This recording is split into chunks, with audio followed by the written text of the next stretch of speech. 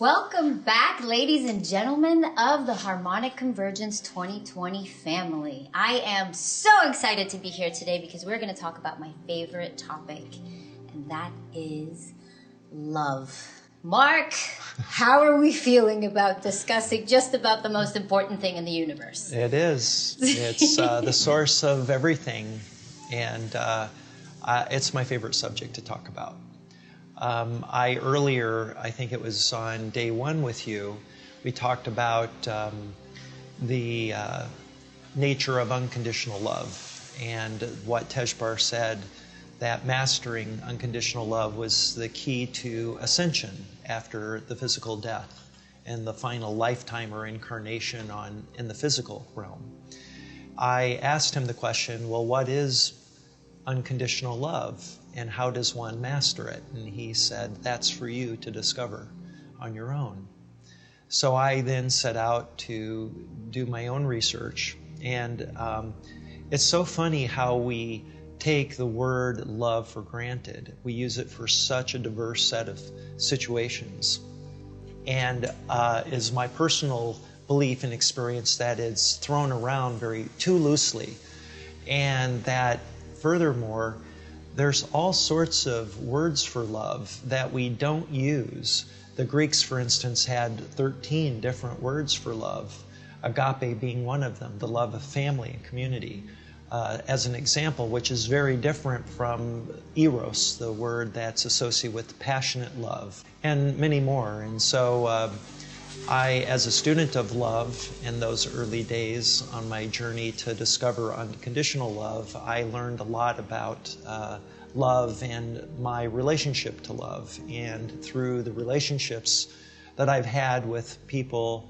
throughout my life, my daughter, my mother, my first wife, for instance, and many other people, that I would regularly tell them I loved them. But I knew that the love I had for each of them was unique and different. I think that's an important thing for people to contemplate, is their personal relationship with love and with those that they love, and thinking about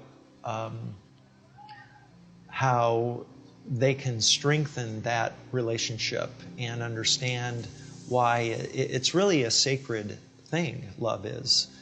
And I think because we're conditioned through the media, through entertainment, and love is often used to entertain us, or otherwise used as a tool to draw us in and manipulate us into doing things behaviorally.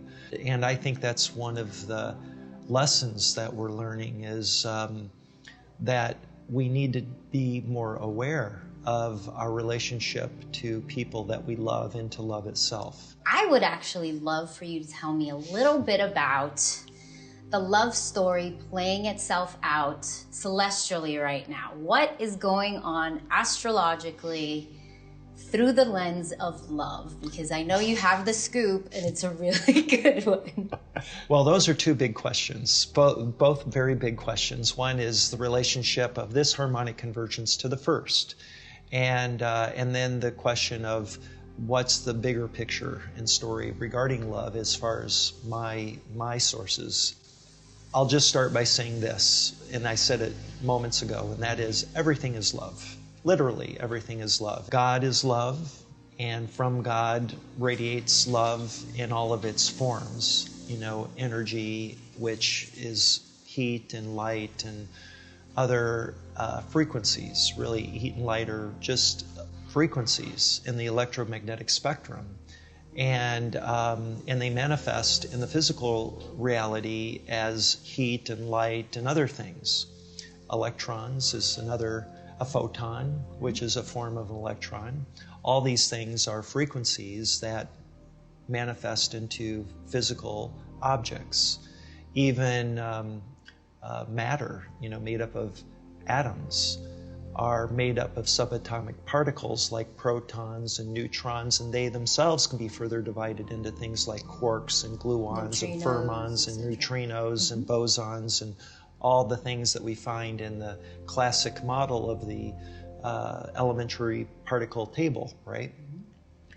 And what we discovered in science recently through things like superstring theory is that when we attempt to come up with a theory of everything, to explain everything that we observe in the universe, superstring tells us that really when we continue to divide constituent units of matter or energy further, we get to that point where we can no longer divide it further. And what we discover, what physicists have discovered, are that the fundamental constituent of energy or matter is a thing called a string. And that string vibrates based on the energy imbued into it at a certain frequency, and that gives rise to what that elementary particle is in the periodic table, or not the periodic table, but in the standard model of the elementary particles. And you mentioned neutrinos is one of those, and that's right. And then fermions and bosons and electron, So is it safe to say then that love acts more like a wave than a particle in our more traditional understanding of things? I don't know I'd go that far. I just think that, love is the source. And as it radiates out from the source, it will find a stabilization based on the energy imbued upon it from source, in which it will then manifest into something physical. And then that string aggregates with other strings to give rise to things like protons and neutrons and electrons. Well, electrons is a special case. And therefore everything that is composed by matter. When we get to those bigger levels where we're talking so about these molecules. things aggregate once again to create atoms, which is made up of nucleus with neutrons and protons, and around its shell or orbiting are electrons. And so that is the first unit of matter. And we call it matter because it has mass. It's a stable particle that we can measure, and it behaves like every other element of its type. Like a hydrogen atom with one electron and one proton behaves exactly like another atom of hydrogen. But when we, smush these two things together in a process we call fusion, we end up with a nucleus with two protons and two electrons on the outside, and that is helium. Or do I have, helium is the second element, and so on. So we get the heavier elements through this process of smushing hydrogen together. With that idea in mind, if you believe in the concept that love is the source to all this energy that accumulates and aggregates to give rise to physical matter, what we can think of it is that it's just love tied in a knot, or light tied in a knot. And that gives it the property we call mass, a weight. And that is what the physical universe really is all about, is matter that has weight or mass associated with it. It's almost like gradations of the same thing, different densities. Yeah, and the density thing you can talk about in the physical realm in terms of the periodic table of elements, which the lightest is hydrogen, and the heaviest gets around a nucleus with 100 protons in it, and plutonium, uranium kind of fall way, and that's very, very dense matter, right? Heavy stuff. And it becomes unstable when it becomes too dense, and can radiate harmful energy that we know as gamma rays and X-rays, things that can harm the biological body. And so we're talking about the relationship of these different molecular structures to a certain extent. So we're talking about a relativity of seemingly separate things, right? And we're talking about the harmonic convergence and what the relative positioning of the planets does for the specific happening in the world right now. So you mentioned at the beginning of this that there's a similarity between, or I mentioned rather, but I want the scoop from you, that there's a similarity in the alignments and the way that those, if we were to think of them, let's say, as molecules, the planets, that the way that they're behaving with each other. Right. What are those conditions creating? What's happening on an esoteric or philosophical level as it relates to love? What is this alignment bringing us? I haven't thought about that, but I'll take a stab at answering your question. We'll see where this goes.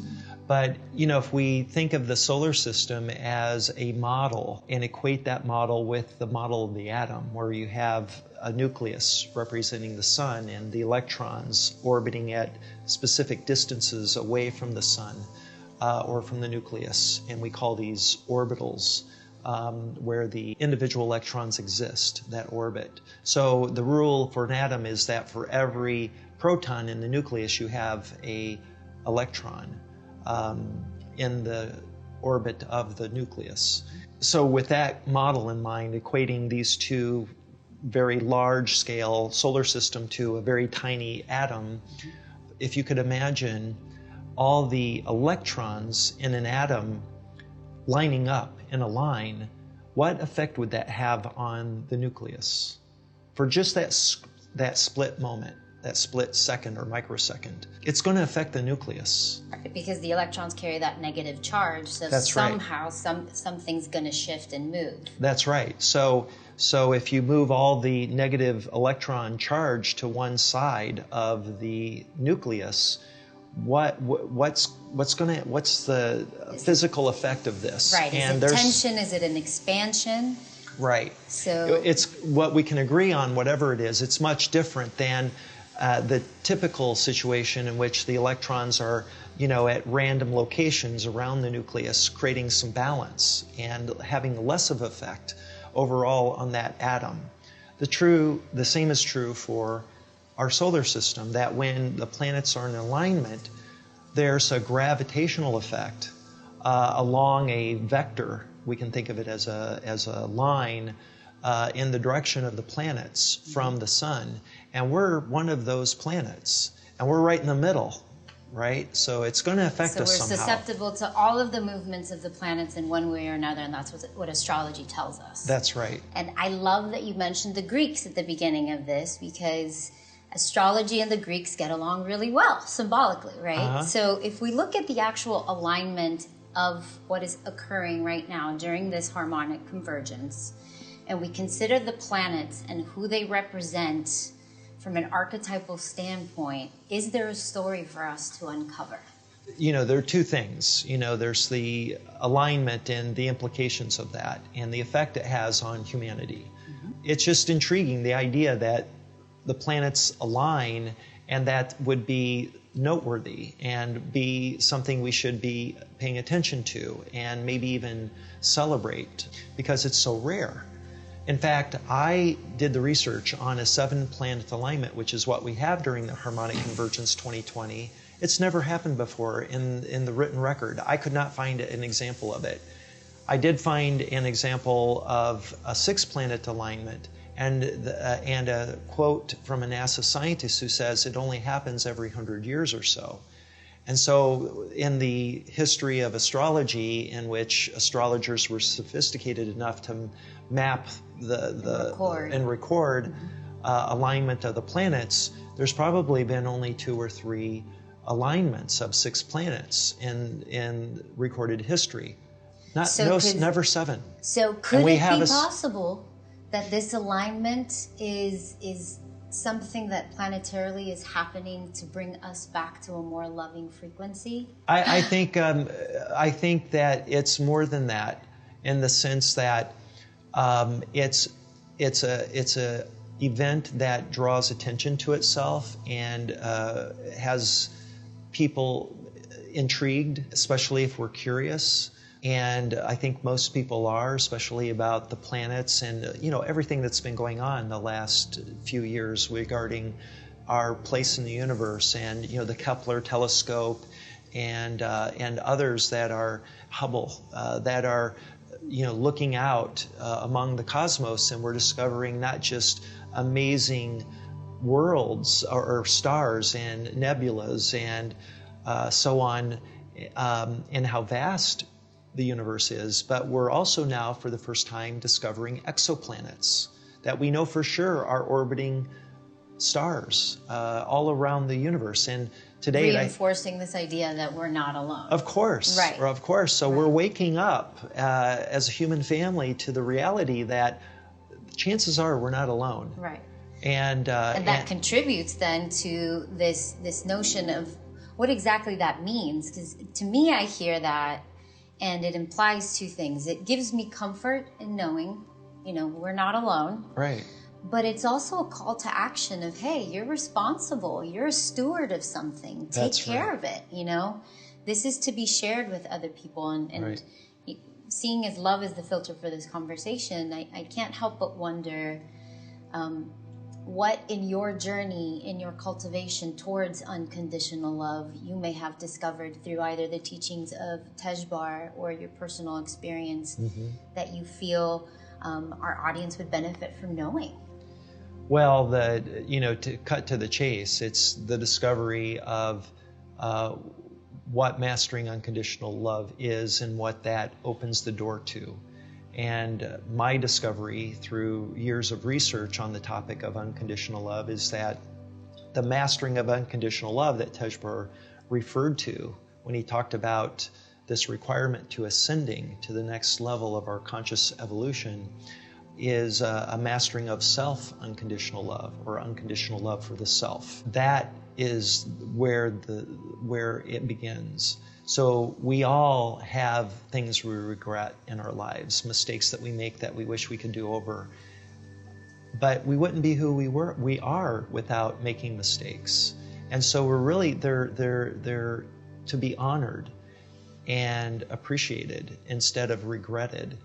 And when we begin to embrace our mistakes and realize that they are informative and teach us critical lessons in our spiritual development, magic begins to happen because we can forgive ourselves truly. They become pathways to awarenesses that can open the hose to more love. It's like you're removing kinks, right? Right. Every relationship and every experience, whether good or bad, helps you almost take into account where you are. Right. If I'm feeling something that is a contrast to this emotion of love that I know to be the truth, then there's a kink. Yeah. And I got to get in there and try to figure out what that is to not just open myself to give more, but to also receive. Yeah. Right. For the people watching this, I would recommend an exercise in unconditional love of the self, and that is to once a day, maybe in the morning when you're getting cleaned up for after your shower, you look in the mirror, look into your eyes, gaze into your own eyes, and just say, I love you. That's it. Just say, I love you. Thank you. I can't recommend that practice highly enough. Of all the things that I would recommend, it's that, number one.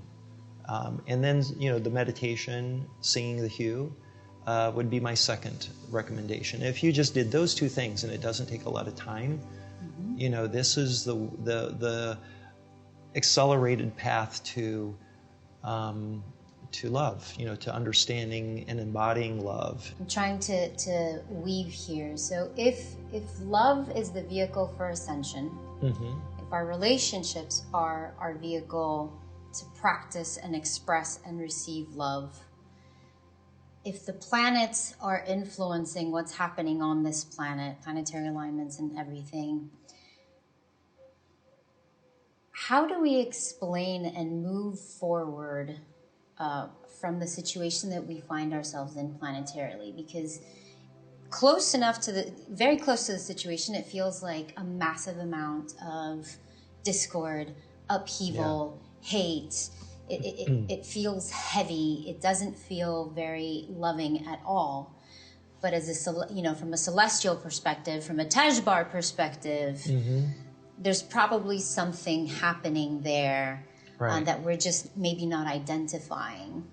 What are your thoughts on that? I think that we're just evolving through a process that requires, or I shouldn't say require, but more accurately, I would refer to it as a natural process, and part of that natural process is what we're going through right now.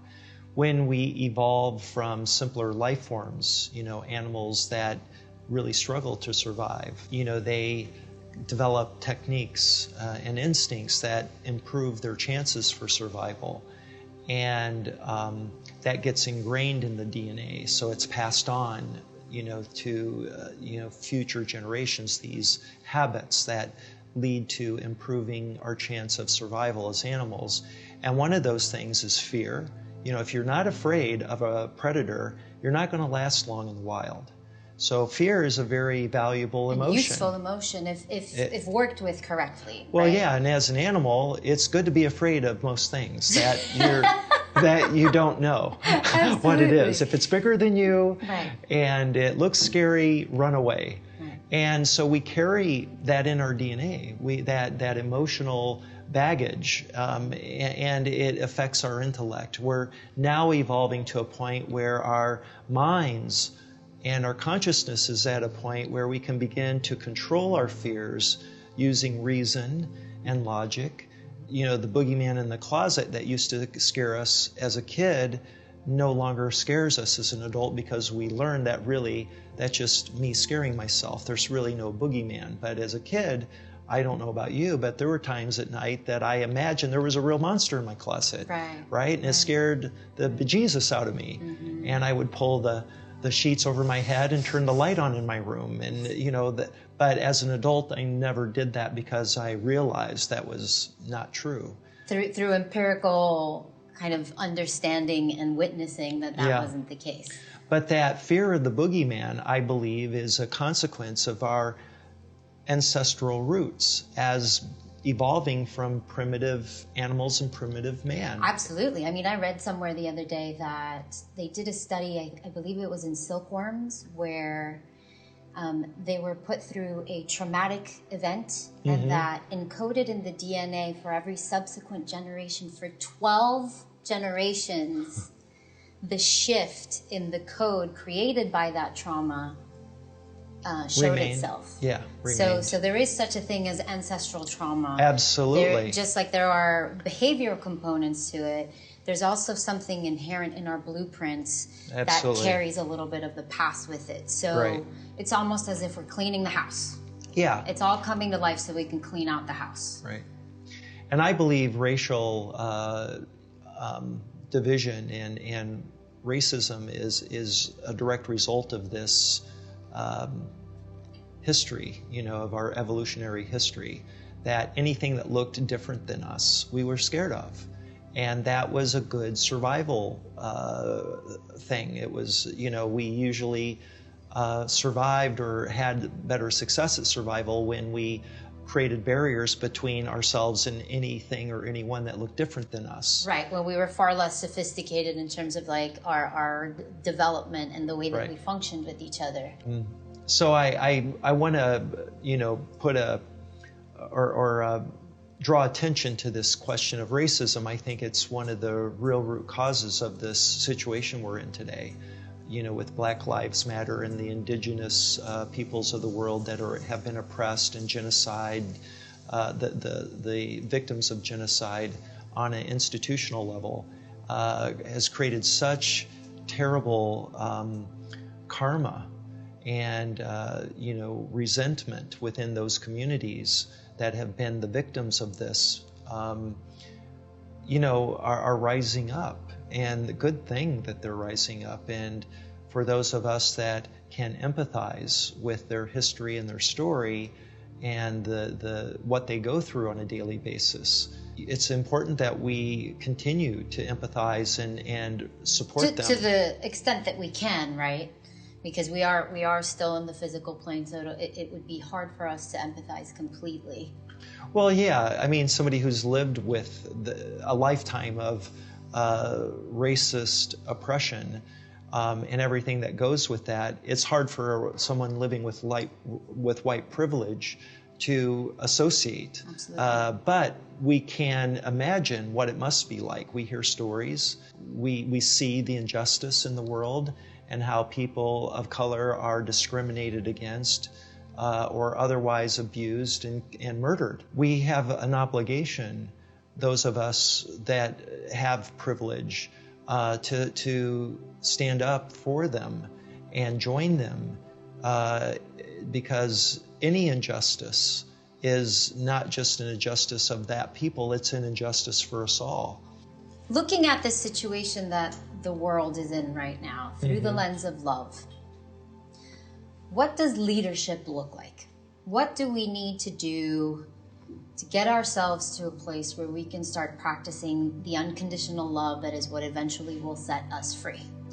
Well, I guess there's a couple of things I'd like to say in answer to that question. Number one, there's the leadership of the individual, you. How can you change your own behaviors to be a leader, to cause positive change in the world, be the future that you want to see? And so there's that, and I went through that process before my experience. I literally started looking at myself in the mirror and saying, how can I become the change I want to see in the world? What is it I'm doing that is contributing to this status quo and the problems? What do I need to do to be a source of positive change within myself? That, I think, really was an important step in my spiritual evolution before my experience with Tejbar, and may have been one of the key triggers for me to have that experience with Tejbar. Because I made an effort, a conscious effort every day to think, how am I going to make a positive difference in the world today? How am I going to be an example, a role model, a leader for positive change? And did what you practiced before Tejbar change after Tejbar? Yeah, I think I just took it to a whole new level. Okay. I was really focused more on myself and developing myself as a leader and being a representative of positive change. I wanted to behave in a way that was consistent with a future that I wanted for the world and for myself. So that was that. And then after Tejbar, when I was then aware of the higher realms and the beings in these higher realms and their relationship to us and what their mission is with regards to Earth, my leadership role evolved into one that I'm, taking on now with you at this very moment. It's taken a lot of work and courage and dedication for me to get to this point where I'm so comfortable with it. And now I'm very proud of myself, and I'm not looking back, and I know I'm going to be fine, and everything's going to be fine in the end. It's just a question of what kind of trouble, and is this going to be easy road? Are we going to make it easy because of what's going to happen soon? Are people going to wake up and get on the bandwagon, so to speak, and be instruments of positive change themselves and join us? Or are they going to continue to, struggle and stick to their belief systems that are in direct opposition to the kind of things we're talking about? Are they going to remain closed-minded and racist, or otherwise not care about justice and truth? These two things, justice and truth, are at the heart of it. And love is the third component. Love, justice, and truth are, to me, a type of trinity that represent an ethical code, a personal constitution that we embody to direct our behavior and our energy. And if you don't have truth, if you don't value truth, and if you don't value justice, you're lost. You're lost, and we are all lost. And that's what we're dealing with right now, is the injustice in the world, the unfairness, the bigotry, and all that represents a true lack of love, a real lack of love, and we need to wake up to it. What would an interdimensional being's advice, since they're not constrained by time, so what would Tejbar's advice be on how to handle the fact that this will be a marathon and not a sprint, because evolution takes time? Right. It takes time. So what do you think, or has he shared anything with you on this? We've spoken on the subject of time quite extensively. It's very important. So in the Universal Consciousness Development Chart that describes all the 26 dimensions of reality, 15 of which are conscious dimensions, 9 of which are dimensions of freedom, and then there are 2 dimensions of time, the linear time that we experience, and then there's imaginary time. And imaginary time is a concept in which we can utilize something, this imaginary time, to manifest something that we wish for ourselves. So, for example, if we want to plan an event like the Harmonic Convergence, if you want to make that happen in some distant future, because you know it's going to take time, you use your imaginary timeline to project into the future that event, and then you figure out, what do I need to do to get to that vision in the future from the point I'm at now? And you'd identify the milestones, it's steps, baby steps that eventually get you there. And I've been on this, doing this for 5 years. So I've been putting a lot of work into what are those milestones, what are the key steps that get you ultimately to the goal.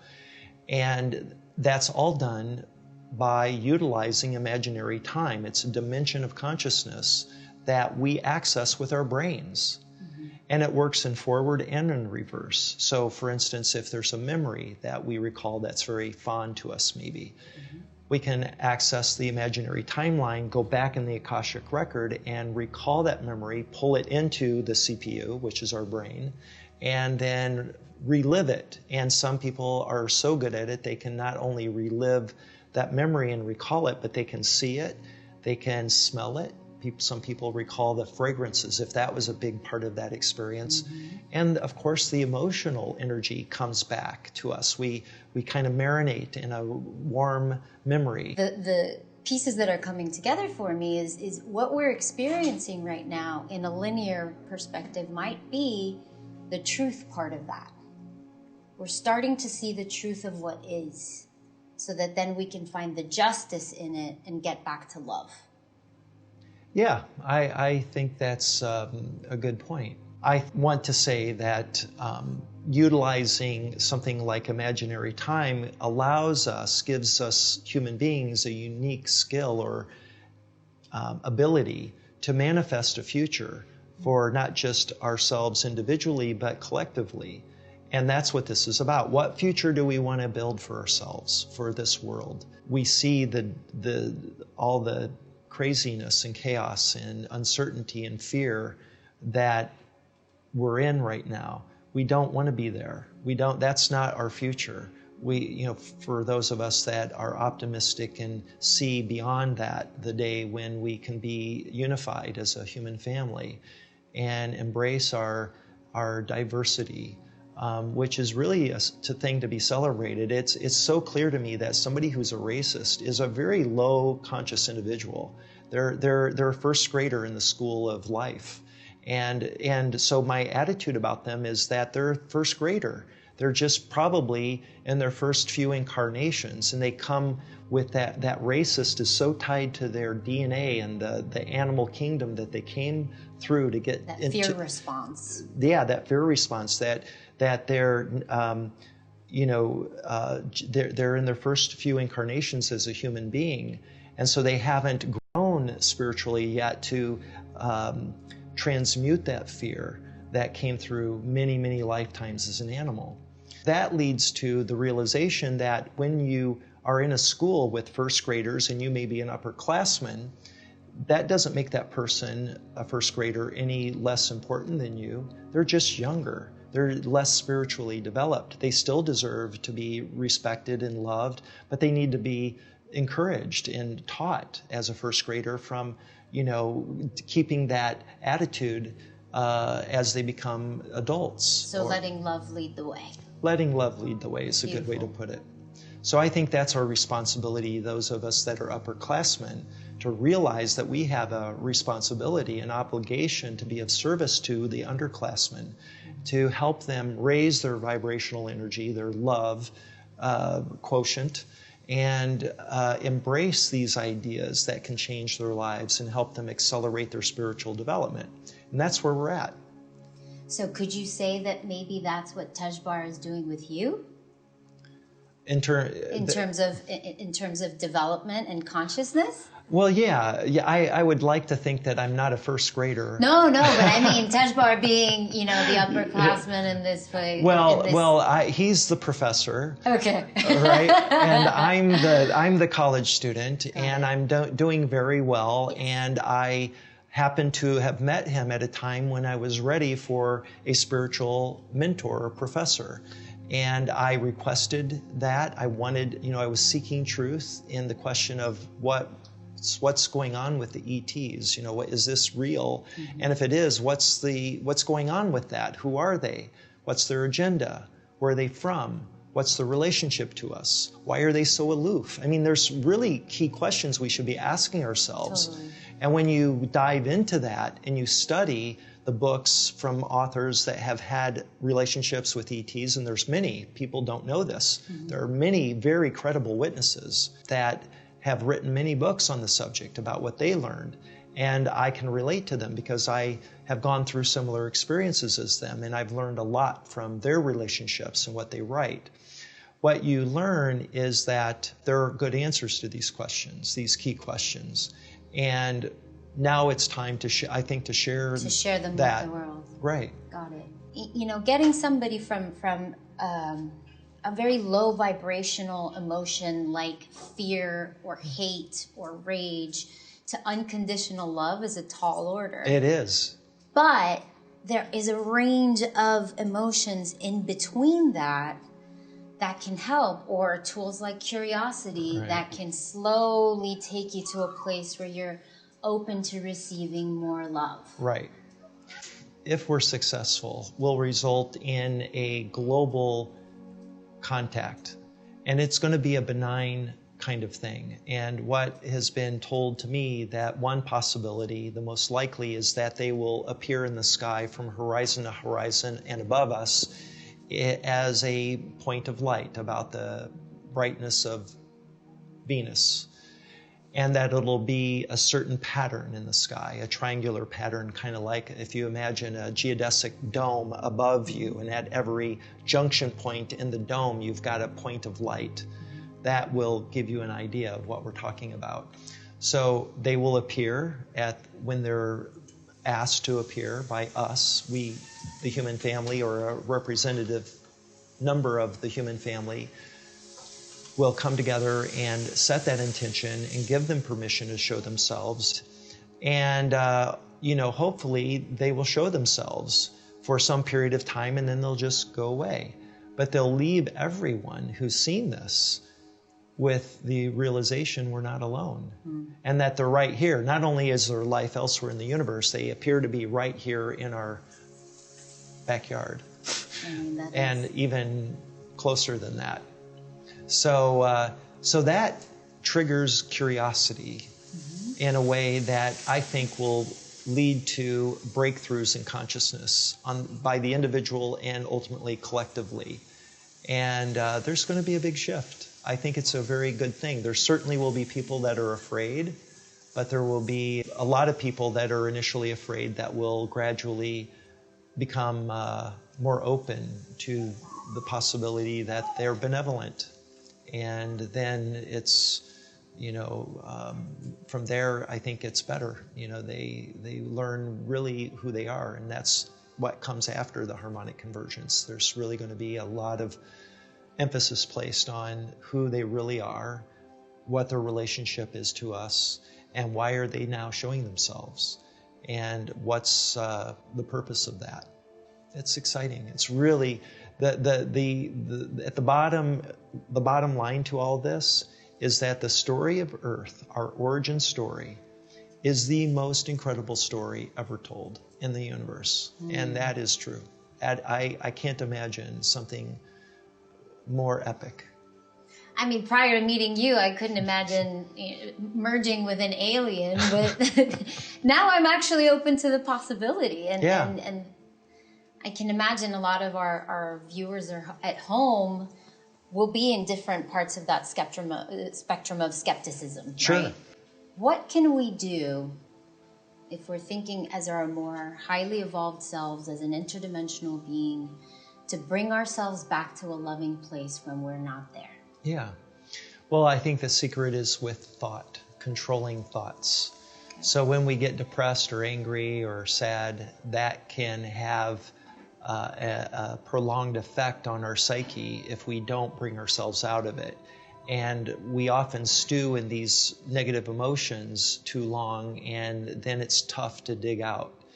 So just being aware that if we're depressed or sad for an extended long of time, is that a place you really want to stay in and be? If you really want to embrace love, and as a consequence, the things associated with love, happiness, joy, it really begins with the power of thought. And again, I have to go back to what Tejbar told me about the power of thought consciousness. And he said, this was the most important thing he could ever teach me.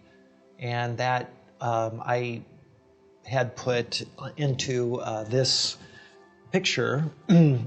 So this is Tejbar. This was given to me the morning of our communion on the 16th of November, 2012. And it says, the power of thought consciousness. Your thoughts are very powerful in that they influence the creation of the now, the only reality. This is why it is so important to think positively in the moment and about the future. This is the key to happiness. Wish for good things for yourself and those you love, and never let sadness, anger, frustration, or depression stay with you for long. In short, your thoughts create your emotions, your reality, and contribute to the universal reality. So I think most people, unless you're severely mentally handicapped or ill, have the ability to recognize when they're not happy, when they're experiencing one of these emotions, negative emotions like anger. Mm-hmm. That should be an indicator immediately that you're not in a loving place and that you're probably ruminating or otherwise focusing on something negative. Mm-hmm. So stop it.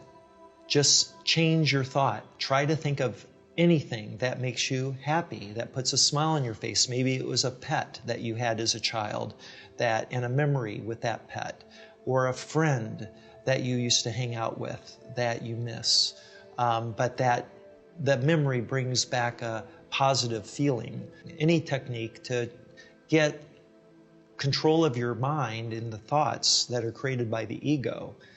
And I'll say this too, that the ego is like a monkey. You know, if you don't keep it busy, it's going to cause trouble. And so give it positive reinforcement to think about things, or, to do things that are positive, that keep you busy, either with work that you enjoy or, thinking about things that bring you joy, bring you happiness. And keep the monkey busy with that stuff. All right. Because otherwise the monkey will take over. Ladies and gentlemen, you heard it here first. We are going back to the practice of love. Practice being loving with yourself. Practice being loving with others. And make sure that those inputs that you are giving that monkey mind of yours are good ones so that you can continue running the show.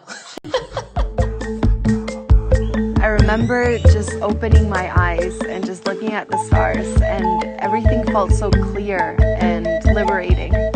So I got a strong calling there to really dive deeper into cacao.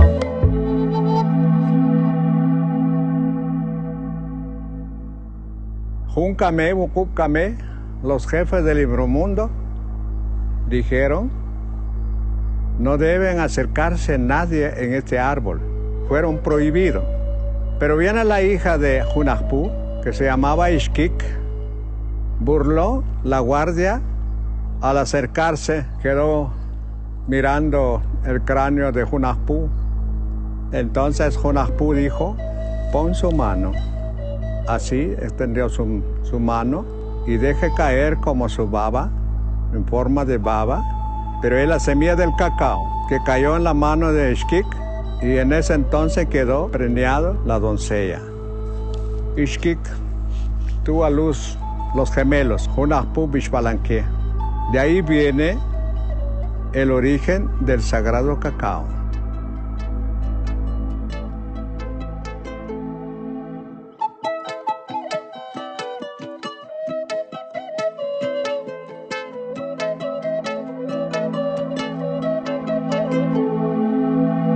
Se sabe ya por estudios científicos de la botánica del cacao que el cacao sí tiene un origen en Guatemala.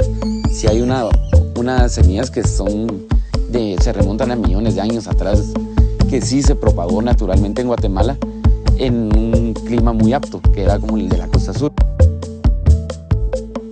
Una cultura olmeca que existió en la democracia en Escuintla, unos 2000 años antes de los mayas.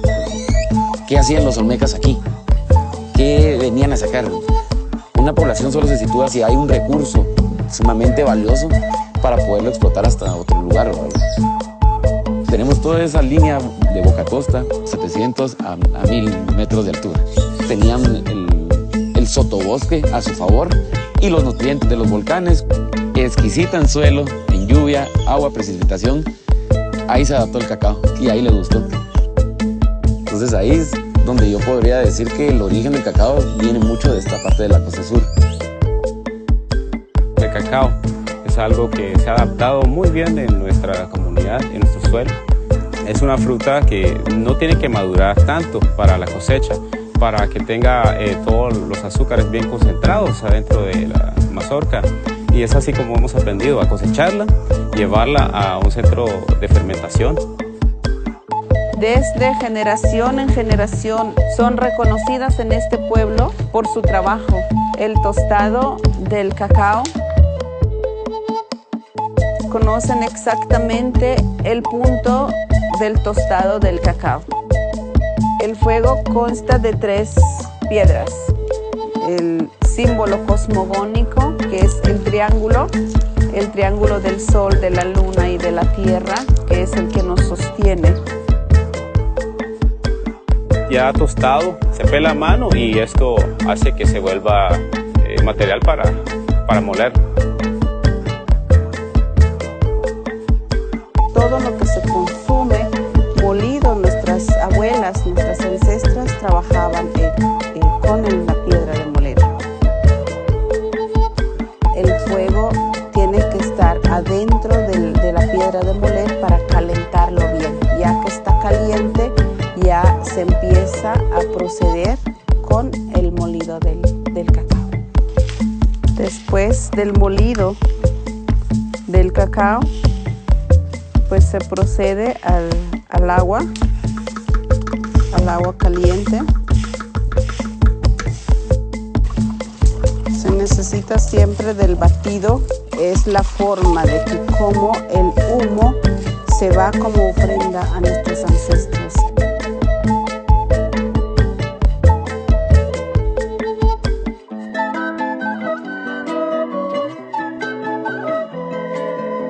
Cuando nosotros consumimos el cacao, no es solo por consumir tampoco, sino que es una concentración que se hace desde la madre tierra con todos los seres de la naturaleza. Cuando es una ceremonia, siempre el fuego sagrado. El fuego sagrado que es guiado por un guía espiritual. Y ante el fuego se presenta, se ofrenda la bebida del cacao. Se invoca el espíritu del cacao, el espíritu del aire, del fuego, de la tierra, el espíritu del agua.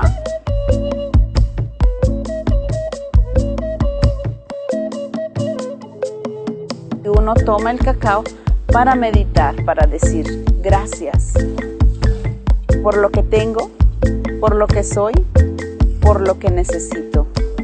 Es tu conexión con el fuego y es tu conexión y eso que hace que la medicina, que el cacao que tienes dentro empieza a recorrer en tus venas, empieza a oxigenarte más para abrir tu mente, para dejar el miedo, abrir tu palabra, la voz del cacao, la voz que viene para poder expresarte.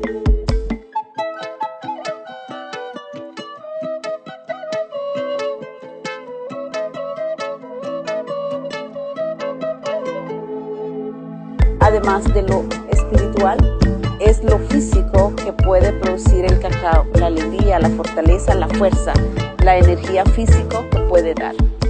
Por eso su nombre dice en nuestro idioma Kokof. Kof es la fuerza. Cacao is one of the richest foods in magnesium, supporting heart health, relaxing the muscles, the joints, the nervous system, and optimal brain health. Another powerful component of cacao is tryptophan. Tryptophan is a precursor to serotonin. The combination of tryptophan and magnesium supports serotonin release in the brain. Theobromine is also found in cacao.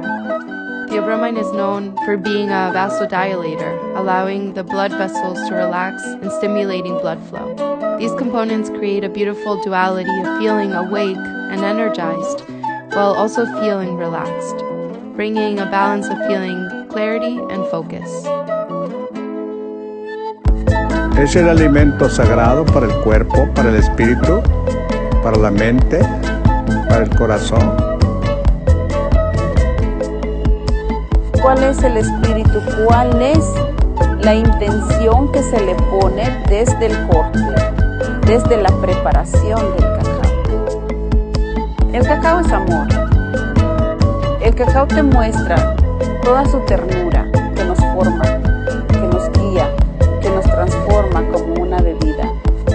Y es el respeto, conocer el espíritu del cacao.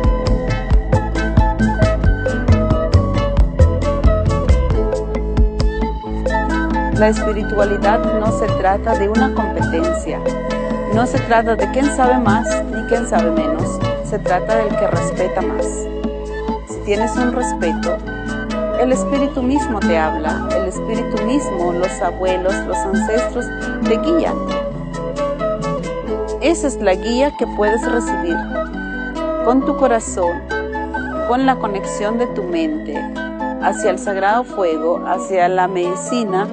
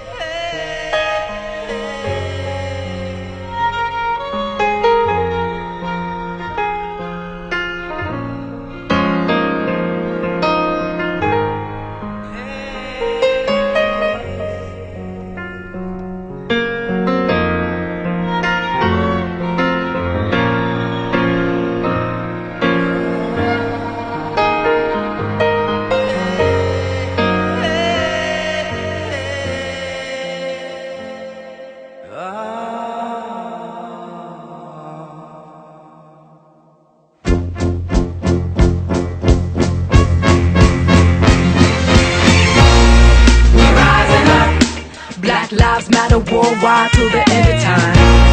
We rising up. Can't nobody stop us. The love we got's colossal. We rising up. White supremacy, your throne's about to topple. We rising up. All imposters of power petrified like fossils. Keep it growing, my smile. I ain't beat and I ain't bound and I ain't running. No, I ain't running.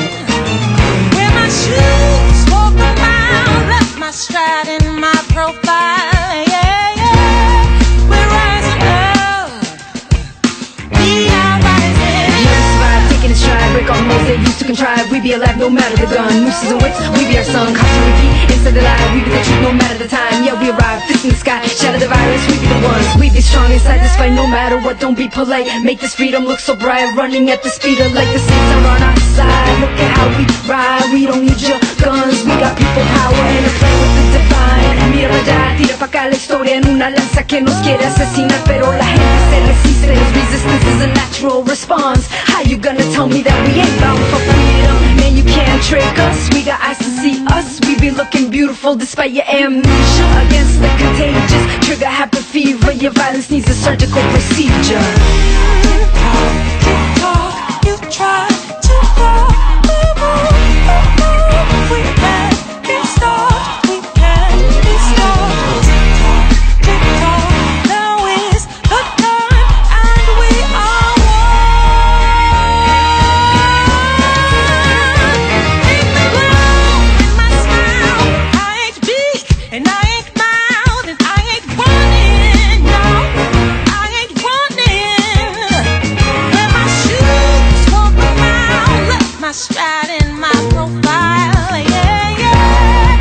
We're rising up, we're rising up. Black people are powerful beyond measure, beautiful beyond imagination. The children of cosmic dust wrapped in enigma made flesh. Black people are supernatural, drum magic and time travel. Black people are rising. Black people are significant, magnificent, omnipresent, resilient, immeasurable, unstoppable, indispensable, brilliant. Black people are eternal, ancient ancestors of the entire planet. Black people are breathtaking, the creators of this nation, the cornerstone of liberation. Black people are genius. Black people are people on a mission to get free by any means necessary. Black people are my heart, my soul, my breath. Black people are the source. Black people are a gorgeous rebellion by the simple act of being born.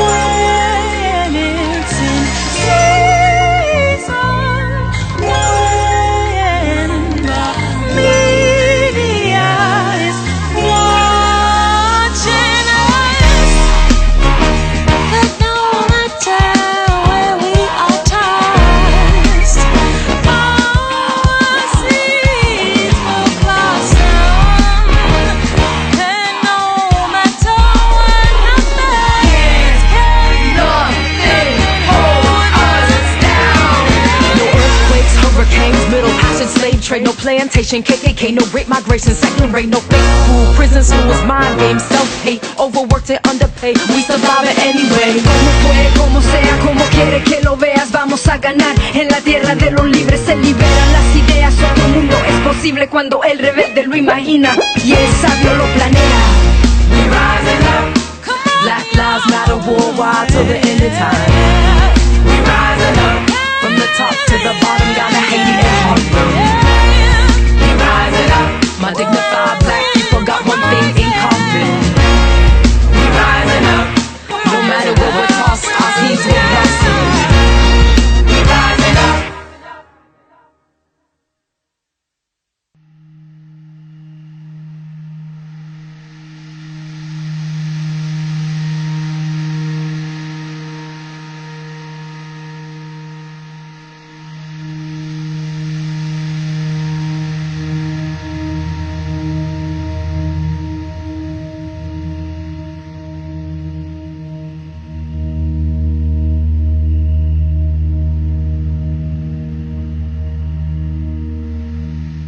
Hello and welcome to the Harmonic Convergence 2020. My name is Shariah Dharma and I'll be your host today with our guest, Michael Tellinger. Michael is a scientist, a researcher, and a humanitarian who has delved deep into ancient history, many, many codes that this ancient history has for how we're living today, but also just super amazing information about how the ancients lived. And today we're also going to dive into the topic of money and its history and origin, and how and why that could be different for the benefit of all of us and the earth at this time. Michael has created something called the Ubuntu system, I guess you could say, or maybe there's a better way to say that.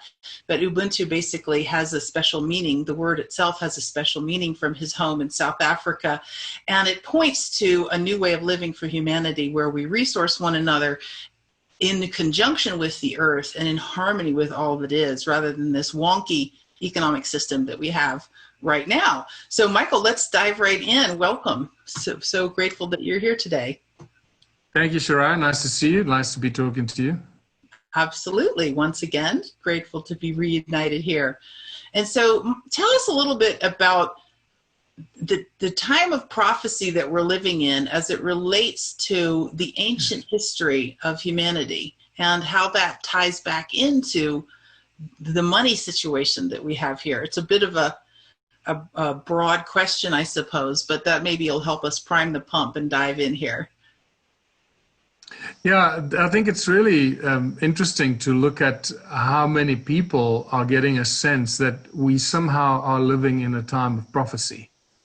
And it has a lot of codes and a lot of symbols around us and a lot of indicators that we may actually be experiencing that. If you start looking at the biblical prophecy and other ancient civilizations that spoke about the end times and the end of days and what's going to happen. And if you just look around us, what's going on around the world, it certainly feels like we've entered a very dark and unstable, turbulent phase of human history. Everything seems completely out of control. There is nothing loving and beautiful and harmonious about what's erupting around us. And yet the majority of the world is yearning and striving for exactly that: unity, harmony, leading beautiful lives, living in communities of love and support for each other. And yet the opposite is happening. It's incredible when you look at the number of good people in the world, and just if you just look at the numbers, 8.5 billion people in the world, and almost 8.5 billion people wake up every morning and they want to do something good. Most people wake up every morning and they want to achieve something, they want to do something, they want to create something, whether it's creating a business, or whether it's building a house, or doing a sculpture or a painting, or creating education for your children or for yourself, or planting seeds or growing food. People generally wake up and they want to do something with their lives. And yet the majority of the people throughout their lives never ever achieve what it is they want to achieve or dream of achieving, because the socioeconomic system we find ourselves in is 100% juxtaposed to the dreams and the ambitions of the majority of the people. Mm-hmm. So something is clearly wrong with the system, that very few of us actually ever get to fulfill our dreams and achieve our dreams and goals for ourselves, our families, and our communities. So since that is the case, we've got to reach the conclusion that something is wrong with the system we find ourselves in. And for many years, I've been asking the question at my lectures around the world, and sometimes to very large audiences. Like I think the largest was about 3,000 people in Germany. And I asked the people, how many of us are happy with the way the world is going? How many of us are happy with the way that our governments are doing things for us? And I must tell you that not once has anyone ever put up their hand to say that they are happy with the way the world is going. So I have 100% confirmation from the people that I've certainly interacted with around the world, and that's more than 20 countries or 30 countries around the world over a 10-year period.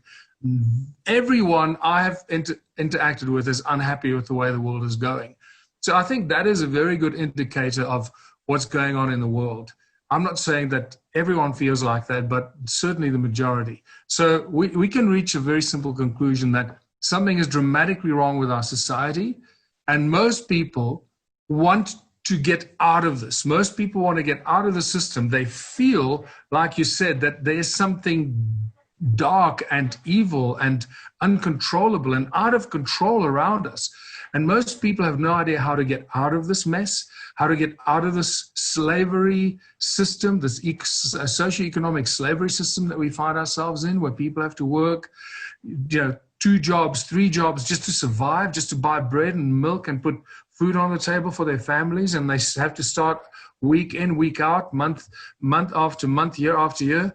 This drudgery, this slavery, this misery, and something has to be done. But most people just cannot imagine how we could possibly get out of this system that we find ourselves in. Mm-hmm. Well, the good news is that there is a way out, and we'll be covering that. And there's a very simple way out of this. But maybe what has happened here is that society has had to devolve and had to fall apart and reach such low levels of consciousness and unity and support for each other and exploitation by the draconian leaders and the draconian totalitarian governments, as we're experiencing now in lockdown. It becomes very obvious to see that most of the governments of the people around the world are not there to help the people. They are there to promote some other agenda by some other organizations that control the governments. So maybe we've had to reach this point. Maybe this lockdown has been part of this great push to push humanity right to the edge of our sanity, for people to wake up, open their eyes, and realize that if we don't do something now, it's the end game. And maybe this is part of this prophecy that we've been pushed into, that we're now living in the end of days, the end times, and we have to stand up and resist the beast, resist the demonic activities that are going on around us everywhere, the pedophilia, the child trafficking, the exploitation, the sacrificial, the horrific sacrifices that are happening behind the scenes that many people are aware of. It is just despicable what's happening when you start opening your eyes, researching what's going on, and seeing how the global elite have stolen the world from its people and are exploiting the people, lying to the people through the fake news networks, through their governments, through all the agencies that they've set up over hundreds of years, reached the point now where they've pretty much got the world locked down. In 6 weeks, they locked the entire world down and convinced most of us that there's a dangerous pandemic that might just kill you. Well, many people are now realizing that that was most likely, and the evidence is everywhere, that there's nothing to do with the pandemic, but everything to do with a totalitarian move against humanity. So here we are. What are we going to do about that? The good news is that there's a very simple way out of the system.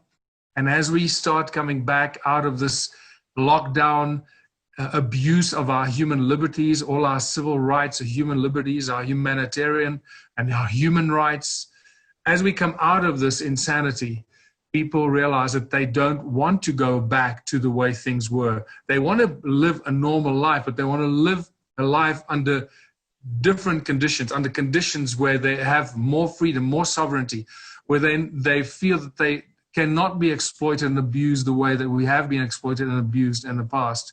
And that's pretty much what we find from the ancient civilizations. The more you research the ancient civilizations, the more you find the keys and the clues of what not to do, and giving us the wonderful guidelines as to what we should be doing into the future and what not to do. And that's where the Ubuntu movement and the philosophy of one small town can change the world meets with the knowledge and information that we find by studying origins of humankind and ancient civilizations going back thousands of years. Yeah, amazing. What are some of the codes that the ancients used to resource themselves that were more loving? The topic of today is the leadership of love, which is interesting because a lot of the things that you're speaking about are the antithesis of what we would call loving kindness or leading from what love would do. And yet we want to guide ourselves back or look maybe to the past a little to see where did money come from? How did the ancients, before money came along, what were the ancients doing to resource themselves, and how was it more loving than it is today? You know, there is some interesting stuff to do with with archaeology. And archaeology is being used by totalitarian leaders and draconian leaders throughout history to use archaeology and ancient knowledge for their own benefit, to guide their own political narrative. And this is why most of the history books that we read today are absolute fairy tales. It's very far removed from what really happened in the past. And that's what you find when you start researching ancient human history, origins of humankind, the ancient ruins around the world. It's very obvious that stuff was going on that we have no clue, no idea how the ancients built these incredible structures that we find more and more of these ancient civilizations that once covered the world. Every month, every year, we find and discover more vanished civilizations, and we realize how little we really know about the history of this planet.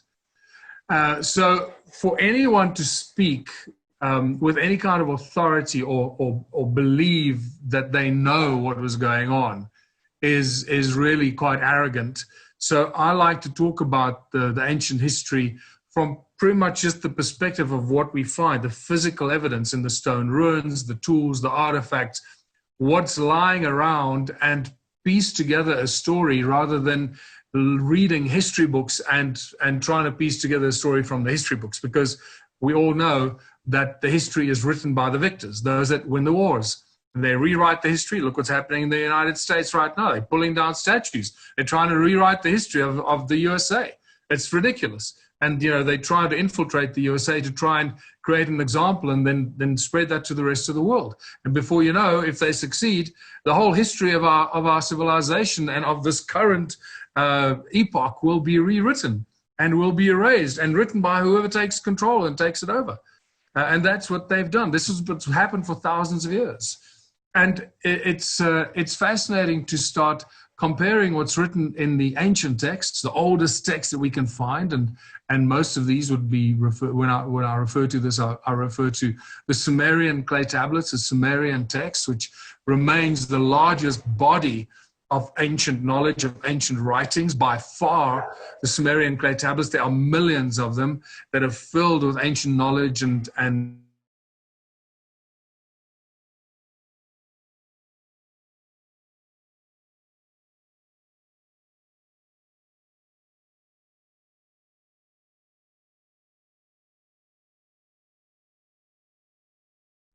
So the Sumerian texts are really the largest body of ancient knowledge and information. Millions of clay tablets have been translated, and they share so much information about time that can be traced back to about 6,000 years ago, but even further back in time, from the Sumerian kings list, they talk about a time before time, that the Sumerians themselves got information and knowledge from about a very ancient time in human history. It goes back hundreds of thousands of years.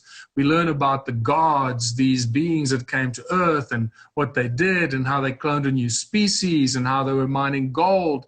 So this whole new spotlight is shone on what we never knew about, who we are, where we come from, and why we're here, and why it is that we're so enslaved and abused today, and why we're not aware of it, and why so many of us live in cognitive dissonance about the real history of this planet, while we keep believing the lies and the fake news that's shoved down our throats, because it seems to be the story of humankind. The story of humankind that literally goes back thousands of years. And the fact, and a very strong possibility and a likelihood that we were actually created and cloned to be slaves for these other beings in the gold mines.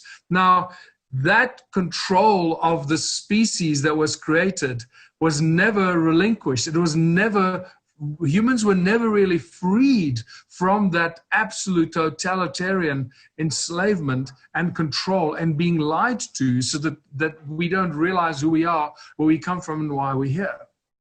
And this is why when you start scratching and going down that rabbit hole, the truth becomes so unbelievable that it looks like many of the fairy tale and horror stories and science fiction movies that we've seen, and the mythological stories and movies that we've seen coming from Hollywood and all the great authors and writers throughout history, because much of that ancient information is actually encoded in the movies and the books that we've encountered over the last several hundred years. It's a truly what I call the terrible truth. And for us to be able to move forward, we first have to be able to come to terms and face to face with the terrible truth of human origins, the truth about the past, what really happened here, and be okay with it. Come to terms with it and say, okay, now that we know or have an idea, we will never know exactly what happened. And under the current conditions, something else was going to have to happen to be able for us to know exactly what happened. And we don't have those conditions right now. But we certainly right to be able to deduce that the history that we've been told is very different from what really happened. And we have to face this terrible truth. And from that has come, through the Ubuntu movement and what we learned from the ancient Sumerian texts about the origins of humankind, these other beings that were around here, the mythological creatures, the origins of money, the introduction of the first royal bloodlines and the first priest kings that mysteriously suddenly appeared on earth overnight. And we start realizing the game that's being played and the enslavement and the dumbing down of the species called Homo sapien, so that we were smart enough to be slaves and obey rules and follow orders and do repetitive work and fear punishment, have enough knowledge and experience of pain so that we fear consequence and punishment. And we know that if we don't do certain tasks that we've been told to do, that pain and punishment will descend upon us. And that's really what we need to deal with. And it's from that dark, what I call the terrible truth of our human origins, that comes the most liberating news of how we can extricate ourselves from that and create a beautiful world of abundance, prosperity, and absolute freedom, absolute liberty for all of humankind. Does that mean that there's some kind of a stopgap where, even though we've had this history, we're reclaiming our power, as it were? Like, the way that I have understood it over the years is that each being created by whomever or tinkered with by whomever still has the spark of the prime creator within their heart. And at a certain point, even if they've been oppressed or even manipulated by certain beings who think of themselves as the creator being, so there's the creator being and then there's the source from which we all came, right? That source within us gives us the absolute right to aspire beyond the containment of whatever these creator beings did before. Well, it's not just that. It seems, I think you hit the nail right on the head. What we need to come to terms with is that we are one with the Creator through our DNA that is imbued and encoded with all the knowledge of creation. Comes the resonance and the frequency that connects us, first of all to each other, so that once we start to resonate at certain frequencies, we start to connect to each other and people realize that, wow, we are actually one. We can start communicating telepathically. We can start anticipating things. We can walk into a room and feel a bad vibe or a good vibe, because it's all to do with resonance and frequency and the resonance of coherent creation, the creative resonance of coherence and harmony. And when the moment you have dissonance, you create destruction, dissonance, and dis-ease. So it's only through the frequencies of resonance and coherence that we get into the frequencies of creation and start to realize that we are one with the Creator, we are one with God. The fact that there were some malicious and malevolent beings that utilized this knowledge of of molecular biology and genetics and created and cloned a new species and then dumbed them down so they didn't know who they were and that they had this absolute infinite power of creation. That is what I would call the great sin against all of creation. And you know, there's a lot more that one can talk about that, but I don't want to go down that rabbit hole for this discussion. But in many of my lectures, I go into a deep, much more detail about the Anunnaki, the whole cloning process and what they did, and how Enki took all this knowledge and information, he actually encoded it into our DNA. And that is why so many people are on so many different levels of awakening and levels of consciousness.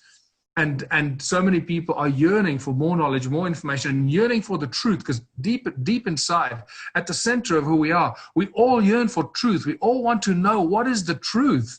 So ultimately, this is why we get so disappointed and so sad and so angry when people lie to us, when we either lie to by our friends or family or partners or governments or bankers or anyone else that deceives us, because it takes us away from the core unifying frequency of unity resonance that really connects all of us, binds all of us together, so that we can start moving forward in a unified consciousness and turn this world into the absolute paradise that it should be. And that's exactly what we are meant to do, and that's related to what we call the ascension. And that's what, you know, healing and energy healing and all the things that I've been focused on in this life are touching directly into this. Like when we do energy clearing, we're clearing patterns from way back then, and they're deep and old, and you're just reminding me of just how deep and just how old they are. So if there's any energy healers out there or people who have been trying to clear themselves, you know that you're doing a good job and just keep going, because this is a big bucket of stuff to clear here, is what Michael's pointing to. And so how does this relate to money and our financial system? Like what is the history of money itself in this system, and how do we turn it around into a system that actually works for us and the earth? The big question is, what is money? You know, most of us have no idea what money is, where it comes from, why we use it. It's just, we just accept it. In fact, money is far more of a unassailable holy cow than even the religions. You know, you can attack the Jews, you can attack the Christians and the Muslims and the Hindus and the Buddhists and all the religions. You can attack them for their beliefs and have a go at them. And, you know, based on the amount of work and research you've done, you might have some interesting angles and, yeah, but what about this and what about that, you know? But if the moment you attack money and say that, oh, money is, you know, we don't need money, money is just a tool of enslavement, people go crazy. So money is, you can't even go there, because majority of the people just assume and believe that money makes the world go round. Without money, there'd be no progress. Without money, we wouldn't achieve anything. How would we live without money? How would things work? How would we pay each other? How would we do things? How would the world keep moving forward if money didn't exist? And that is the big awakening that I had in 2004 when I discovered the true origins of money. When that penny dropped for me and I realized that there was a time in human history that money did not exist. And I'm not even talking about bartering and trading. Any kinds of forms of exchange or bartering or trading did not exist. None of that existed. And yet people survived, they lived happily, they lived peacefully and happily in communities for thousands of years without money. And possibly there must have been periods of time that there was a lot more peace than there is today, because today there's no peace. We're in a perpetual state of war all the time. There's always conflict and war all over the world all the time. So the world is in a perpetual state of war right now. We just don't realize it. So there was a time in history that money didn't exist and people lived in small communities, and they seem to have had abundance of food and possibly lived far happier lives than what we live today, unless you've extricated yourself and you live in a little village somewhere in the middle of the jungle somewhere, and you're completely out of touch with the rest of the world, which, by the way, there are such tribes in the world today that still live in the deep jungles, and they probably live reasonably beautiful lives. That's obviously a very interesting subject to talk about when you start bringing technology and comforts and all those kind of things into it. But the key thing comes to us that most of us just accept money for what it is, and the fact that we need it, and without it, we believe that the world could not exist. Because that's what we're born into. We're born into a system. We're born into a socioeconomic system. From the first breath we take to the last breath we breathe out, our lives are 100% controlled by money. 100%. There's still some people that don't get that when I mention this. Everything, every aspect of our lives is controlled by money. Even the birth certificate that you get given when you're born, that's to do with a pen and ink and paper that's written on. All that stuff costs money to make. The hospital that you come from, that you're born in, even if you're born in a little village somewhere, there's still stuff around you that took money to make and build. Everything around your birth and throughout your life to the day you die, when the government has to issue a death certificate. So you go from a birth certificate to a death certificate, you become the possession and the property of something, which is your government. And we don't realize that we're just the possession of the countries that we are born into. We're the chattel of these countries. So we just completely and utterly believe that we need money to survive because that's what makes the world go round. Well, what if we just removed money from the system? What if tomorrow morning you woke up and there was no money? Just put yourself into that state of mind. That's what I did in 2004 to try and figure out how a world without money would work. And let me tell you, it was by far the most exciting journey of discovery that I could imagine for myself and that I could wish upon anyone else. So anyone watching this, do this for yourself. Imagine that you've just woken up. You might be in the same house that you're in, and in the town or wherever you are, and money doesn't exist, but life has to go on. How will we do things without money to carry on living in this world of ours? Go through the various processes. It is the most liberating and inspiring and uplifting exercise that you will ever do, because it'll take you a little while to try and figure it out.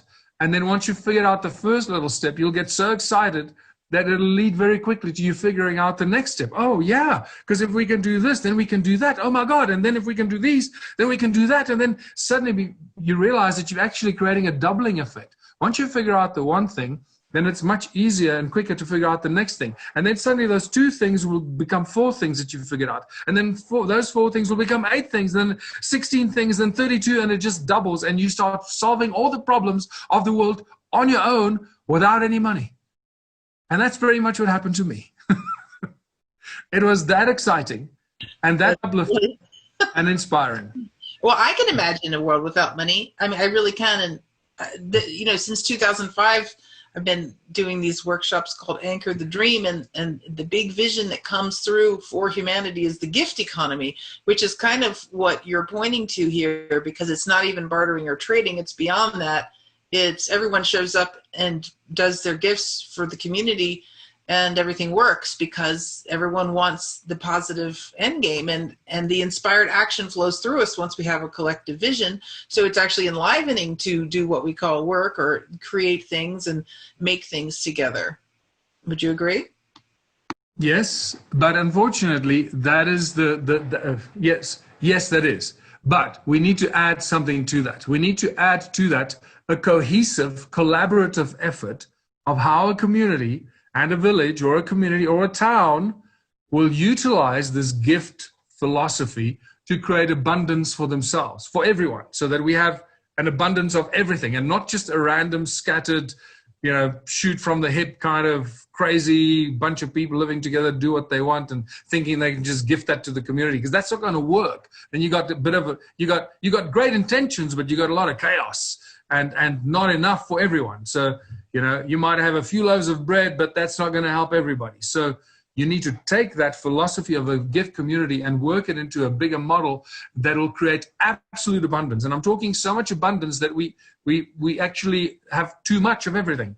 When I say too much of everything, I mean that. Too much bread, too much water, too much healthcare, too much food, too many hospitals, too many schools, too much of everything. Because when you start doing this collaborative effort that I've been sharing for so many years now, 15 years, through the Ubuntu movement and the One Small Town strategy, when you realize, when you start putting this collaborative effort together, how much we create together and how little time you have to contribute to your community in the towards the collaborative effort, how little time we each have to contribute to have this abundance, and at the same time have so much, all this other time for yourself to use your own natural talents and skills for your own satisfaction of creation or whatever it is you want to create or do or master. And that becomes the beautiful story of the Ubuntu movement and the One Small Town strategy. But we need to go back to the ancient times and talk about the origins of money, because we sort of got off the track a little bit. Most people don't have any idea what money is, where it comes from, how it was created, when it was created, and why do we even use it. And once again, this information comes to us not from the history books, and especially not from the academic books of universities and colleges and schools, from the books that are related to banking, financing, commerce, and so forth. All of those books start from the wrong premise, the false fake news premise or fake education information that money is a foundation for our society. So unfortunately, all the schools and university books that talk about money and economics and banking and so forth are fundamentally flawed, because they come from the wrong foundational perspective. Money was introduced to humanity as a complete and finite, absolutely complete and evolved philosophy. It was a completely evolved philosophy that was simply introduced to humanity, and some 6,000 years ago, that's what it seems around. It's very difficult to put an exact date on it, but I always say around 6,000 years ago, based on what we read in the Sumerian texts. Money did not evolve out of thousands of years of bartering and trading. That is one of the big lies that we've been told. And that is a very important agenda. There's a very clear agenda that is used by the banking empire, the banking families, the royal political banking bloodlines that run the world today, the Rothschild banking empire. And they've been using this lie that money is part of human evolution. They needed to make people believe that money has evolved with people over thousands of years, that we've always had it, we've always used money, we've always used some sort of bartering and trading or an exchange thing that then led to the creation of money, because you wouldn't always have chickens to exchange for rabbits or ducks to exchange for cows or whatever it was you needed to exchange. So money then became the new tool of exchange so that it could help us prosper and help us achieve greatness. And they have done such a good job that they've pretty much convinced majority of the world population today that money is that tool that allows us to prosper and create, and without money there'd be no innovation, there'd be no creation, we wouldn't be able to do anything. That's what most people still believe today. So really money, interesting though, because I mean, that's even an eye opener for me. I guess I never heard you say it quite in that way before. So that is a complete game changer, to think that we didn't start out with a bartering system. not at all. Yeah, that's that is part of the lie. People who are trying to do new economy and new systems, that's the first kind of go-to as well. Let's go back to bartering and trading. No, so that is never, I must make it very clear. Bartering and trading and any form of exchange is not part of the Ubuntu one small town strategy. We have to go through a process of getting to a complete no money society. We can't go from zero to hero in one jump. That's not possible. That's just simply never going to happen. So what we have to do is we have to use the tools of enslavement as the tools of liberation. This is really critical for people to embrace. So this has become the Ubuntu one small town mantra or slogan for the last 5 years now, since 2015. We use the tools of enslavement as tools of liberation and use everything that's being thrown at us by the royal political banking elite that run the world. We can't fight them, we can't beat them, we can't resist them, we can't oppose them. Anything that you try and do in those areas to resist, to oppose, just leads to violence and bloodshed. We can't do that. We can't keep going back to that kind of behavior, because that's got us nowhere over thousands of years. And look what it's doing around the world today. Look what the resistance and violence and protest, look what that's doing in the United States right now. It just causes death, division. It separates people, it divides people. That's the last thing we want to do. We want to bring people together. We want people to pull together into a united, recognizing where we want to go. We want to go over there. We want to go to utopia. And to go to utopia, there's only one road, and we need to use that road together. Otherwise, we're going to destroy utopia if we keep falling for the trap and the divisive tactics played by the global elite. And they are masters of division, masters of propaganda and deception, and they're playing those cards very, very successfully right now. And so this is why I think that we live in these very exciting and disturbing at the same time prophetic days, that from which will come the global unification of people as they wake up, as they become enlightened and informed, and they realize that everything we've been told is a lie, that we've been manipulated through fake news media, propaganda on every possible level, and the good people are shown to are painted as the devil, and the devil is painted as the good, those that are trying to save us. And there's just so much confusion around the world. So what I like to say to people is that, watch that play out. Don't get too involved in it, because if you do get too involved in that game being played, you then have to choose a side, because you either got sucked into this side or sucked into that side. And the moment you do that, then you become an opposition to those guys. And that's the last thing we want to do. We want to unite the people and say, what do you want to do? Everyone is unhappy with the way the world is going. And that's why this is opposition and fighting, right? So everyone is in agreement that we don't like what's going on. So let's agree on what it is that we want. And we want a beautiful world. We want a utopian society, and utopian is a good word. Let's use that word. Beautiful utopian society filled with harmony, abundance, prosperity, love, unity on all levels, where violence and conflict is not even, it can't even enter our psyche, because it's completely unnecessary, and it is so far removed from our reality, because we have just created the utopian world where everything is possible, doable, creatable, inventable, manufacturable. Everything we've always imagined is possible, and we are doing that. We can do it. And with the Ubuntu One Small Town strategy, that's exactly where this will take us, without any violence, opposition, or conflict, because we use the tools of enslavement as tools of liberation. It is so simple, so elegant, so beautiful, that it boggles the mind with people that when they first come across this, until they get into it and they go, oh my God, I see what you mean. I see what you mean. Okay, how do we do this? We need to do it now. And I always say, no, just calm down. Just calm down, okay? Don't run out there and spoil it for everybody, because first come to terms with what you've discovered. Let it resonate with you. First, absorb it. Let it resonate with you. Mature with those ideas. Don't just run out and start telling everybody, because then you start sounding like a new reborn Christian and you just push everybody away. And we don't want to do that. We want to embrace people. We want to bring people into this philosophy. We need to go back to the origins of money again. Just is there something you wanted to add there?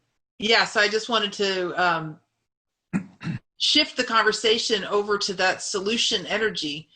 Okay, so let's talk about the true origins of money. Where did money actually come from? And once again, the Sumerian tablets, the Sumerian clay cuneiform tablets, tell us about a time when the first priest kings suddenly appeared on earth. And these priest kings, the clay tablets tell us that this was a time when kingdom was lowered to earth from heaven. So the gods appointed the first priest kings on earth, and they put them in place to rule over humanity. And these priest kings, first of all, they lived a lot longer than humans, so they obviously were some other beings or some other creatures. Who knows who they really were? But these first priest kings, first thing they did is they built these huge temples that they lived in. Suddenly they owned all the land. The people became their slaves. And they had fierce weapons of mass destruction with which they could smite and control the people if they didn't listen to them. And this is why they became the kings, because the people feared them. And they obeyed them because they feared them. And clearly, if the people didn't do what they were told, they would be smited. And they'd be tortured. And they'd do terrible things to the people. And this is why they became the kings. So this is where we, according to the Sumerian texts, see the appearance, the first appearance in human history of the royal bloodlines, and that became the royal political bloodlines today that run the world, the global elite, whatever you want to call them. And then obviously the Rothschild banking empire, which is interwoven with this royal political bloodline that runs the world today. So one of the first things that these first priest kings did is, like I said, they had these temples, they built these huge temples, and in these temples, they started to print these clay tablets that became the first bills of exchange, the first promissory notes printed in clay. And they became the first forms of money that they would exchange for people when they brought their gold and their silver in. So they would ask the people to bring their gold and bring their silver, and in return, they would give them clay tablets. So the very first appearance of these priest kings made them the first bankers. The temples became the first banks. And they started to issue the first forms of money in the forms of these clay bills of exchange and promissory notes. And the fascinating and the incredible thing about this is that the modern banking system works exactly the same way that it did in those very first times that these clay tablets were issued to the people. Bills of exchange, promissory notes, checks, all falling under the negotiable instruments title. And that is just spectacular. So nothing has changed. All that's happened is that the laws that govern the banking and the finance industry have just become more and more complex to make it more and more difficult for people to wangle their way out or not use the money or escape it or undermine it or abuse it. So all that's happened as people became wiser and smarter and more educated and literate, they had to create more laws and more rules and more restrictions to retain the control of this banking, creating money out of thin air, right? So that they keep control of this. And that's pretty much what it is. Bankers took the right, these original priest kings took the right to create money because they had the weapons of mass destruction. And that's how they've controlled the world for thousands and thousands of years, and continue to do that today. Money did not evolve out of thousands of years of bartering and trading, as most, if not all, of our history books will tell us. Now, how do we get ourselves out of this? Yeah, how do we get, what is the overview of the Ubuntu system that will help us make our way out of there and into this beautiful new way of living that you're speaking of? Right. I would like to recommend for people to go and see our website. Go to ubuntuplanet.org or onesmalltown.org. Read the website. Watch all the videos that are there. It's not a lot. It's really very simple. Some very short videos that are from 5 minutes to 20 minutes long. That'll give you a very quick introduction to how simple the One Small Town strategy is. Most important thing is that you have to remember that ultimately the ultimate goal of the One Small Town strategy is that money will eventually disappear from our lives, from the system, and money will disappear. but it's going to happen organically. It's not going to happen overnight. We're not going to cut it off and switch it off, because that's just an insane idea. We are not, for example, we are not creating communities without money. And a lot of people jump to the wrong conclusion. They say, oh, great, we're going to create communities and we're not going to use money. Wrong conclusion. You're going to just destroy yourselves. You can't do that. We can't create a little fish tank inside an ocean of sharks and think that you're going to survive in that little fish tank with your, it's not going to work. So we have to create something that can continue operating in the big world around us, and yet have a community that is a new system that starts to use the tools of enslavement as tools of liberation so cleverly that it works for the entire community, every single person in that community, and slowly but surely makes that community so powerful, so wealthy, so untouchable, so incredible in every aspect, from science, technology, to healthcare, to food production, to everything you can imagine. That's what we're doing. So this is why we're doing this in small towns, and it's called One Small Town Will Change the World, and not One City Will Change the World, because it's a lot easier to reach 10,000 people in a small town and say, look, we're going to do these different things. We're going to create businesses. We're going to set up farming. We're going to set up industry. We're going to set up all these different things that the community needs, but we're going to do it together and collaboratively, so that we don't create competition within our community. So we create cooperation and collaboration on every level. Wow, that's definitely a different slant on things. Yeah. I mean, that's brilliant. And so there's no infighting within it. The community is working together to create all of its needs, and then we'll have a surplus that could be sold in the outer world, is what I understand. And then exactly, that's it. And so, what it does is it creates a really big attraction, a very lucrative attraction for conscious billionaires and conscious investors that say, whoa, hold on. If I invest my money into this town, and I spent $1 million setting up a bakery or a dairy or growing food or technology or whatever. If I set up $1 million or $10 million, whatever it is. So what are the benefits? Well, the benefits are, first of all, you're going to get free electricity because we have our own technology. It's important to talk about that. You're going to get free electricity. You're going to get a free labor force from all the people in the community that contribute their 3 hours a week. This whole collaborative effort is based on the fact that we want everyone to contribute 3 hours a week. It is voluntary. It's not compulsory. Okay? But only those who participate get the benefits of the things that we create. It's very simple. If you don't participate, you can still live in the town, but then you can't expect the benefits of the things that the other people are contributing towards. So very quickly, everybody in the community is going to start contributing 3 hours a week, because it's fun. It also becomes a fun leisure time where you meet other people. You do things that you normally wouldn't do. You learn new skills and so forth. So it actually becomes a far more fun thing than people imagine. It's not a laborious slave job that you do. Slave job, what you do is what you do every day of your life from 7 to 5 or 6 p.m. every morning, right? That's what the slave job is. 3 hours a week of contributing something to your community actually becomes a fun-filled pastime that you'll learn new skills and interact with other members of your community. But what it does, it provides the foundation of the labor force that benefits the investors that come into town. So that must mean that you have, it'll be organized in such a way, and there'll probably be people who have full-time job helping to coordinate, organize, supervise, manage, design systems. You got it. The workforce comes in freely of their own choice to bless the community with services that help move all that manufacturing forward. And all of this is very simply laid out in the One Small Town videos. It could be confusing. We don't have enough time to talk about it now. It can be a little confusing if I go through it too quickly. But in essence, it is. We have a small town of 10,000 people. We ask everybody to contribute 3 hours a week towards the community projects. When I say community project, I mean it's a business.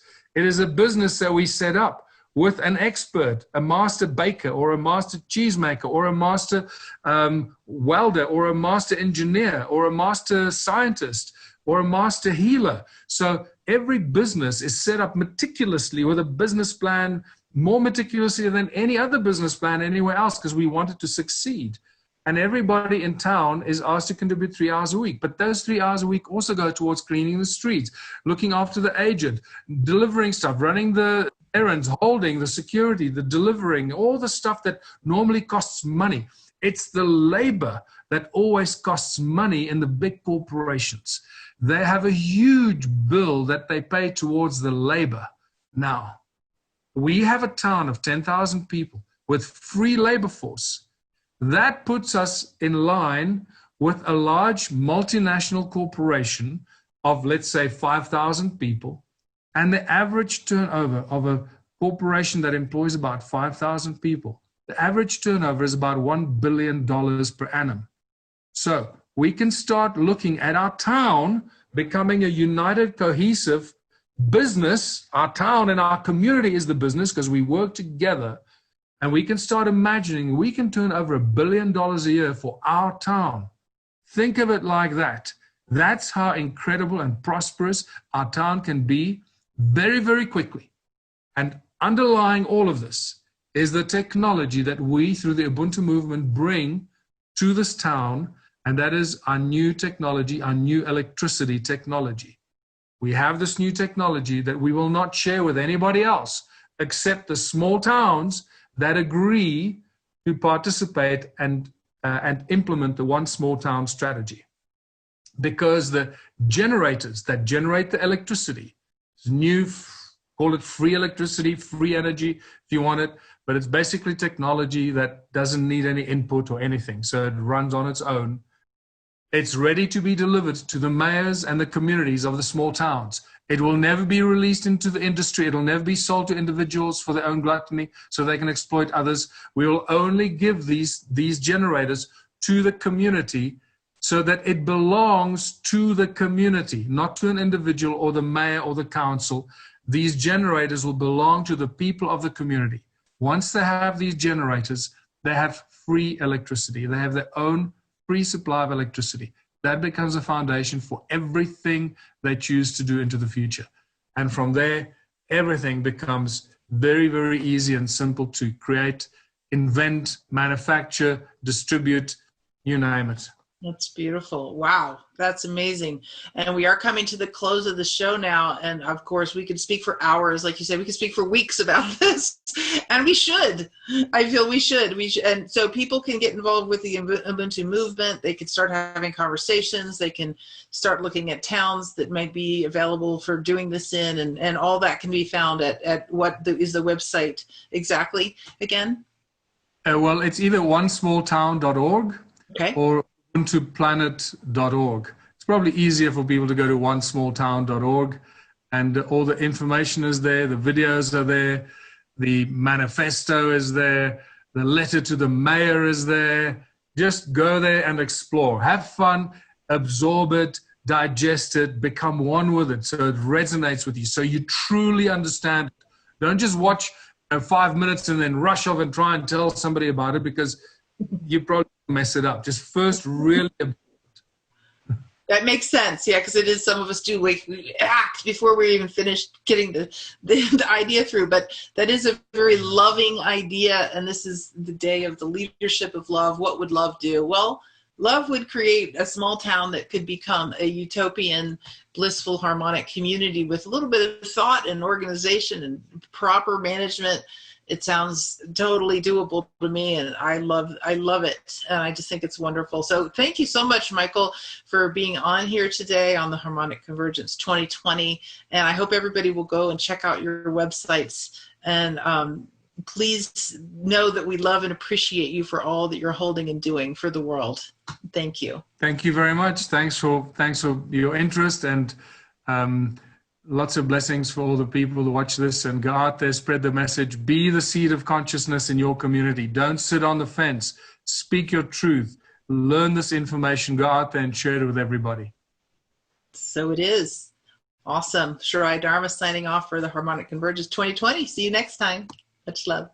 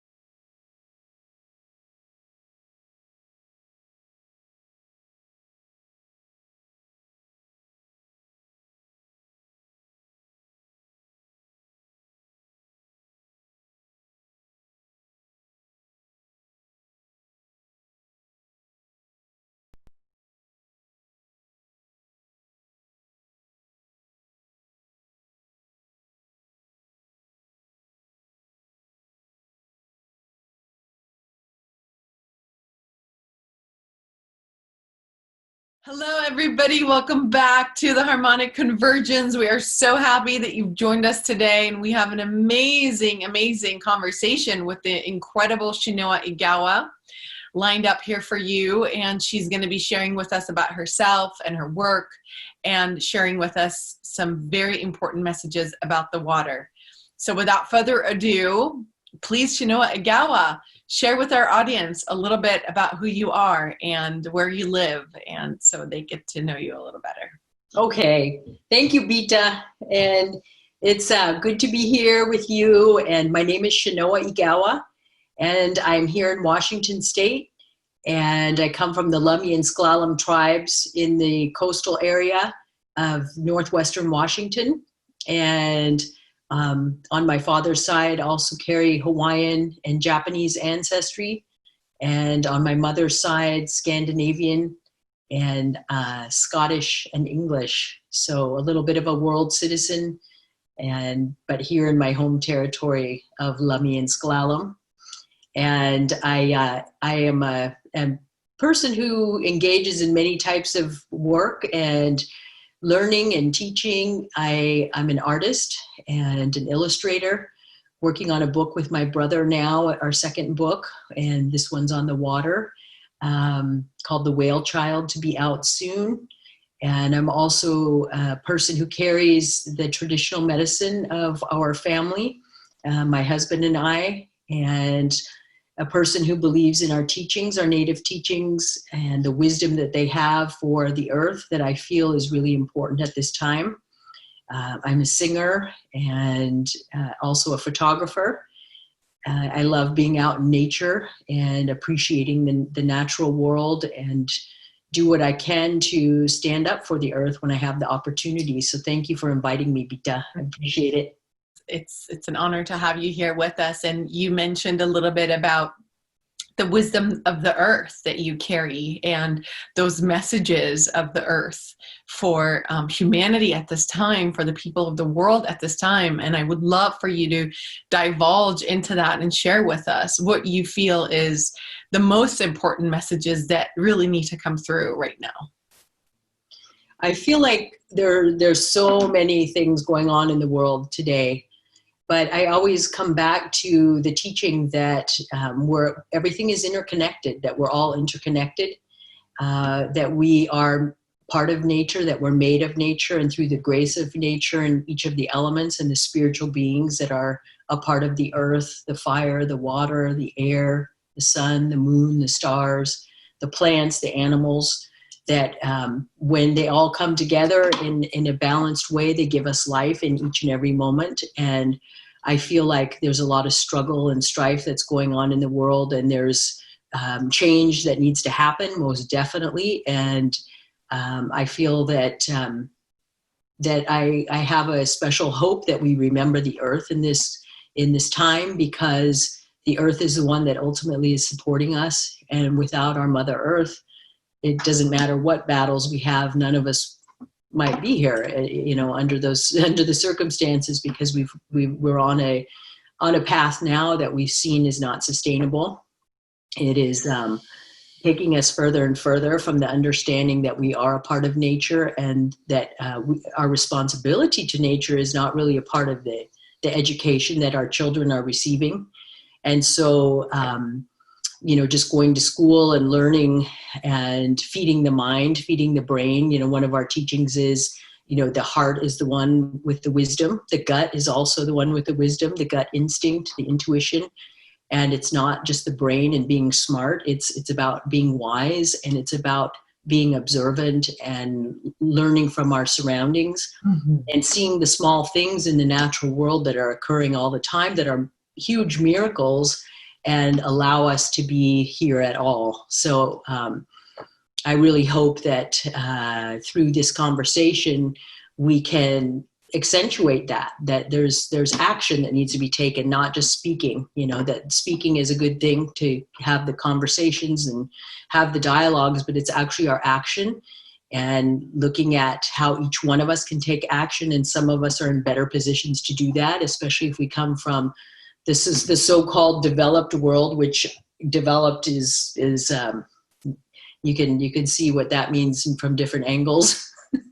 But I feel that, you know, in the developed countries, we have more responsibility because we're the ones that are destroying nature faster than the rest of the world. And so there really needs to be partnership with people who have the ability and have the good fortune of living a life in more or less in a free way, that it's really, there's a bigger responsibility for this category of people, you know, middle to upper class at this time in the developed world, to really step it up and to create unity with people outside of their own circles, and step into somebody else's shoes to really see what the situation is, so that there can be understanding and appreciation across cultures and across borders, that these borders are man-made. They're not human-made. And when we start talking about the water, we can give examples of how nature knows no borders and gives generously and freely to all of us. Yeah, amazing. Definitely agree. And the action piece is such a critical piece. And a lot of people are currently looking for ways to be proactive and take action and be a part of the solution and part of that change that we all want to see. So what do you feel in your path and your walk? How do you see the most effective forms of action to be taken right now by people who feel like they want to step up and make a difference? I feel like there's many different answers to every kind of question. And I feel like there's layers in this one as well, where it's about first taking responsibility within ourselves. And if we're able to do that, if we have that freedom to observe and learn about how we're living our lives and ask the questions whether this is a sustainable way of living, where we're buying things from, is it ethical, is it sustainable, is it something that's helping life, or is it something that's harming life? Is it, if it's just for the sheer purpose of pleasure or entertainment, it might not be helping. And maybe that I think about this often lately, that everyone's work, if it would just shift a little bit to include the importance of being a life-giving, healing offering, and not just a financial avenue to make money at whatever cost. You know, for instance, going to school to become a mining engineer is not very helpful to the world at this point.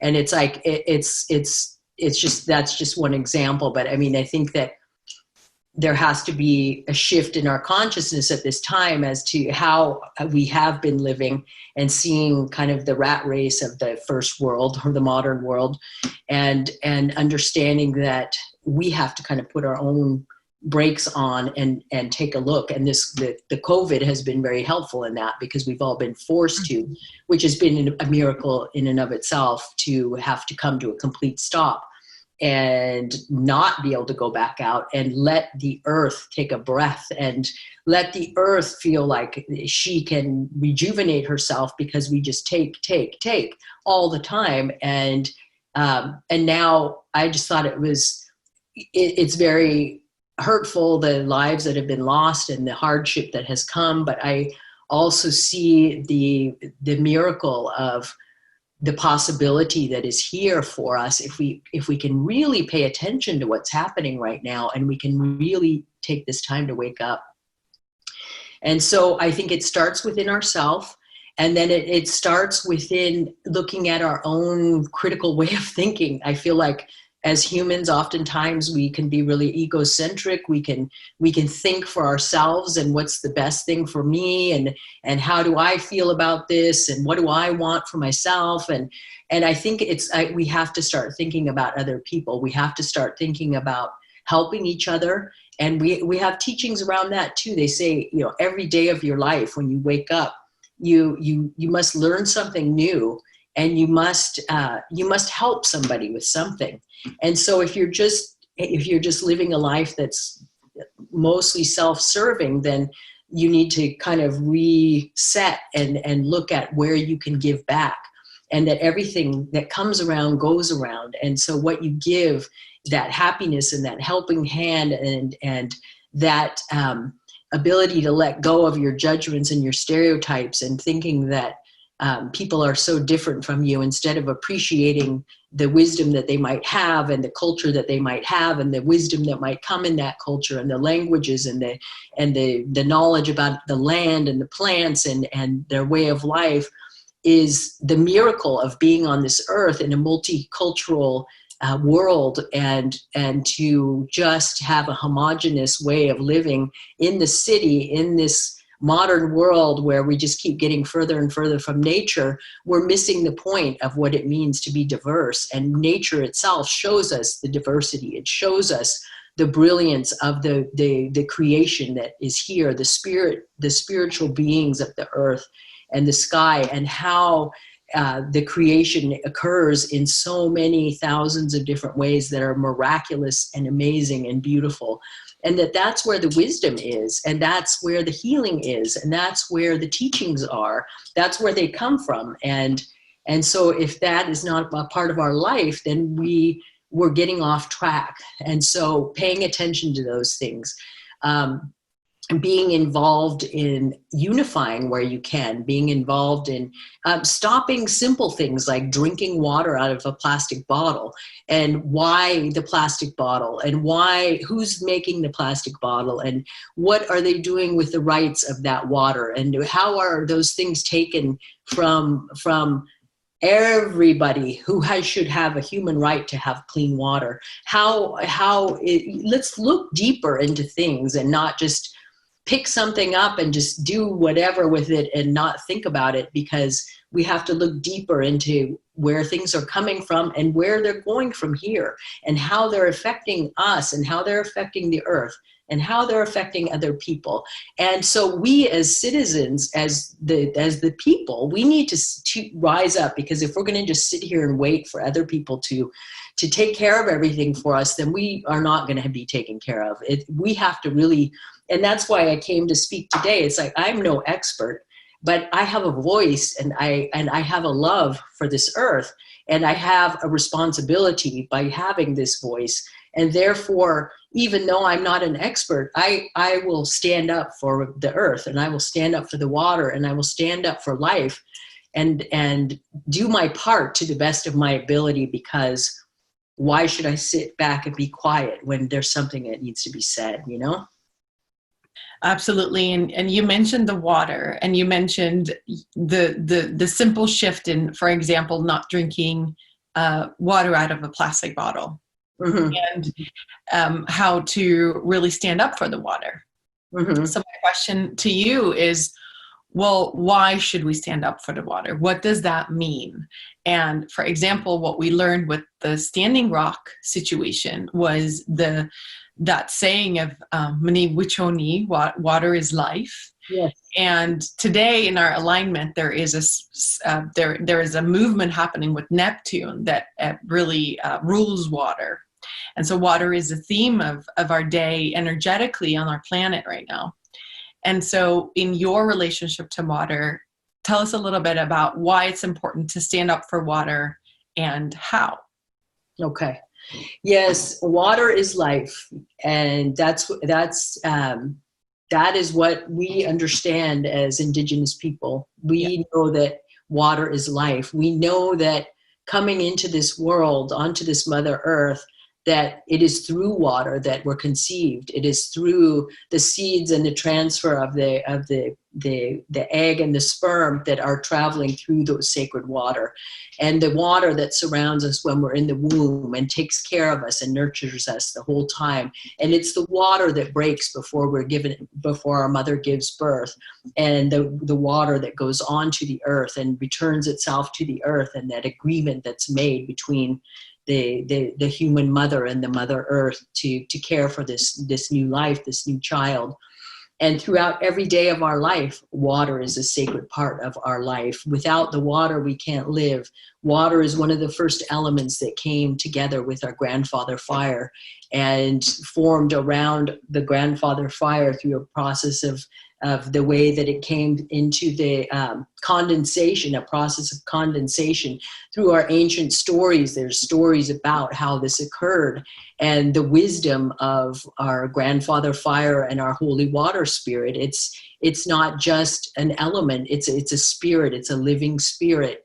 And the water is one of our number one healers, because we know that water can heal us, that water is one of the most malleable elements when you project your feeling, when you put your prayer, when you talk to the water, when you speak to the water has its own way of it's listening with its ears and its feeling, and it becomes what it is that you put into the water.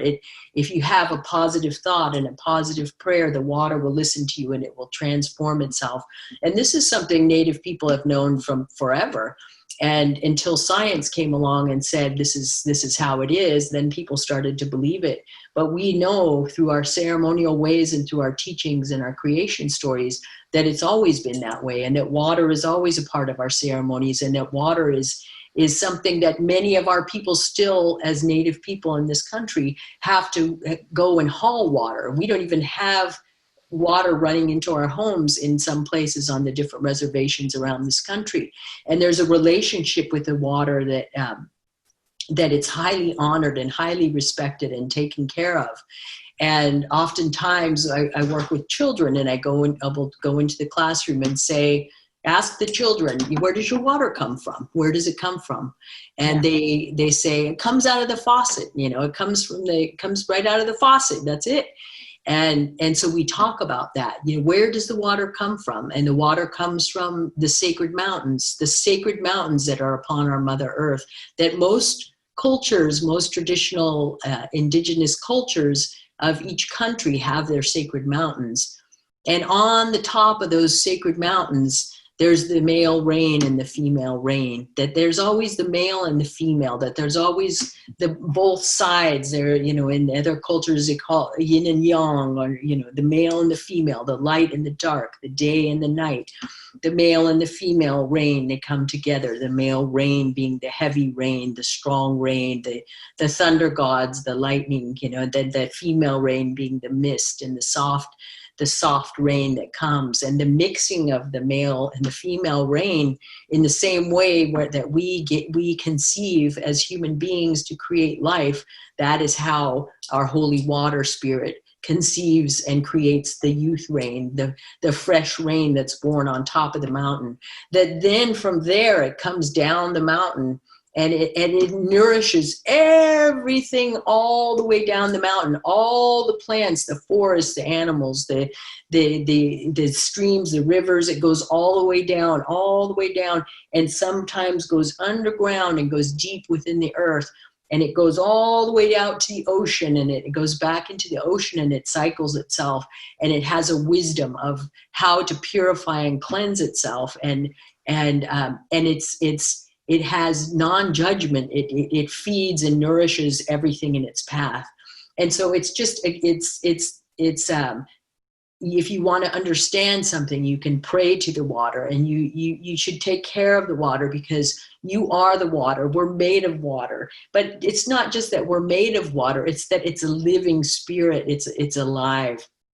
And if we want health, we have to take care of the water, because we are made of water, and we appreciate and love that spirit. And when we pray to the water comes, the rain comes, and the rain acknowledges us. And there's a relationship with the natural world. And again, I think that our children are just not learning it because they're just not taught, because the people who have decided about what our children should learn have an ulterior motive to maintaining the status quo of what is beneficial to the people who are deciding for everybody what should be taught. When in fact, if we were, because they know how powerful it is. That's what I think, because when they come and they see a strong tribe or a strong community then they don't want you to be strong. They want you to be a follower. They want you to not be able to think for yourself. They want you to not remember your divinity and the sacred origin, that the way that the sacred water brought you into this world, the way that you took that sacred breath of life, the way that the sun was, the way that the moon and the stars were at the time you were born, and the way that we carry the voice of our ancestors, the way that we stand with the bloodlines that run through us from all the wisdom and experiences of the ones that walk before us. And so we have to remember the water. And there's places where, so many places on the earth where people are trying to stand up for that. And the mining companies are why is it? Why, my fellow people out there, why is it that there's certain ones who could make decisions about what's done with our water? Why is it that water can be privatized and that water can be contaminated because of different chemicals that are being mined and destroying entire water resources for huge regions, and bottling up water and selling it to us, and buying up all the aquifers around, doing studies and seeing where the water is at? And so it's up to us again. It's like we must pay attention in a different way now. We cannot be sheep anymore. No offense to the sheep, because those are also a part of our family and our relation. No, we cannot be followers anymore. We have to look at what it is that's really giving us life, and we have to be willing to make a stand. And if we're not, then what are we really doing here? Are we just here for pleasure and entertainment? Or are we thinking about our children? Are we thinking about our grandchildren? Do we love our children and our grandchildren? Do we want them to know the natural world? Do we want them to understand that they have a foundation upon this Mother Earth through the sacred teachings, through our grandfather fire, and through our ceremonial ways, and through our water of life, and through the sacred breath of life, and the understanding of how things go, and the offerings that are made, the way that there's respect, that there's reciprocity, there's an acknowledgement that you give thanks, you're grateful, you're not just, oh good, here's some more water, oh good, here's this, oh give me that, just kind of like spoiled children. Maybe we act like spoiled children. We don't remember that we're supposed to honor these things. And that's in our teachings too. All of our stories, all our oral tradition talks about when you take something from nature, you make an offering, and you make a prayer, and you give thanks, and you only take what you need. You only take what you need, and you see who else needs that within your family, within your community. And if you're an able-bodied person, you help them and you bring that to them. But you don't take so much. You just don't go in and just wipe the whole thing out, and then there's nothing left. There's an understanding of the way that the cycles move, like the salmon, coming up the river after being out at the ocean and coming to spawn upriver. And the first salmon that come up the spring, up the stream, you're gonna bring that fish into the longhouse, and you're gonna make offerings, and you're gonna say prayers, and you're going to talk about these things, the gratefulness of how in our ancient stories, the animals and the different ones, the fish and the different plants agreed to help us humans. But there was a relationship that must be maintained. There was a respect and an appreciation and a care that needed to go into it. And these are the things that have been lost. These are the things that are not happening in very many places anymore. And I feel that Native people could be in the conversations, that there need to be Native people in the conversations, because there's still a lot of Native people who carry this wisdom. And I feel like it's the hope for all people, and I feel like it's been a long time of disconnection, and it needs to come back around again. Yeah. To remember. So critical. You've said so many so many important things in that statement, in that answer. And one of our focuses today is the leadership of love, what guides your every action, and wanting to envision a world and a society and a culture where the leadership is motivated by love instead of anything else that's self-serving or short-sighted. So how do you see leadership coming from a place of care and love versus coming from a place of extractive, self-serving, short-sighted benefits? And how can we go from where we are now to where we want to be? What is that bridge looking like when we want to be leading from a place of love? Mm-hmm. I think, there are many people who know what that feels like, to love and to care and to, I feel like, again, it comes back to working with ourselves in some ways, because I feel like there's certain character traits and personality traits that prevent us from being true and honest and really being loving and really being respectful for real and not just pretending. Yeah. And I feel like you when you have your family, you understand what that's like when you love and care for them and having that relationship with the earth too. And so maybe it's getting out and taking notice of what is going on in the natural cycles in the different seasons, and maybe picking a place to go out and to see the mountains and to see the way that the water is forming, through the snow and through the glaciers, and then the coming down in the spring and the summer, this fresh water that's purified for us, and absolutely you fall in love. You can't help but fall in love. Or at least speaking for myself, the more that I go into the teachings that have been left here for me by my ancestors, I am naturally in love, and I remain curious, and I remain open, and I remain interested in learning, and I remain interested in understanding. I have had to go through my own feeling about hanging on to things that I don't need to hang on to. And it's, and trusting life and looking at the temporary time that we have in this body, in this life, and what are we going to do with it? And fortunate for me, I felt something pushing me all the time, like, get back on track.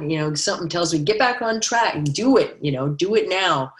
And I think that, that love is extremely important. And in fact, some of the world leaders that I think the Dalai Lama says that, that love may be the new religion, that there doesn't need to be a religion, that if there's real love, then things can come from that, and there doesn't need to be the structure, and there doesn't need to be the division and the separation and the segregation. And I know that, there's a lot of conversations through this presentation that's happening through Harmonic Convergence about the unity, and seeing that we're all a part of this ecosystem, this Mother Earth, that we think, I don't know where that idea comes from of thinking we're so separate, but it's a very, it's a very sad part of the human nature.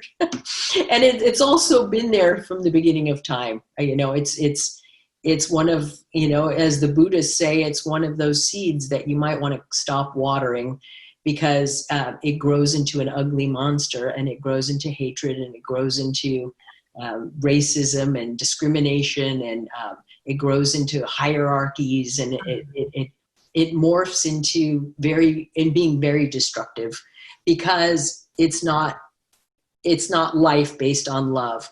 Because if it's life based on love, it doesn't destroy everything.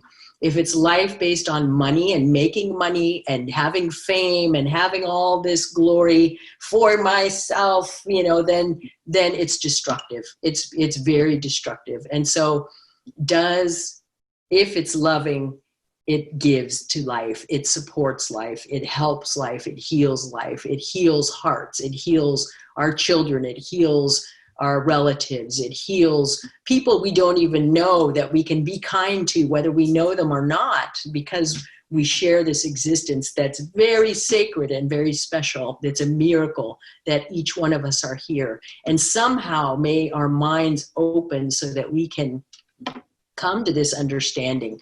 And maybe it comes through, the hardships that we're going through now, because in stubbornness, sometimes it takes severe movements like this to happen to the point where we actually can crack open a little more.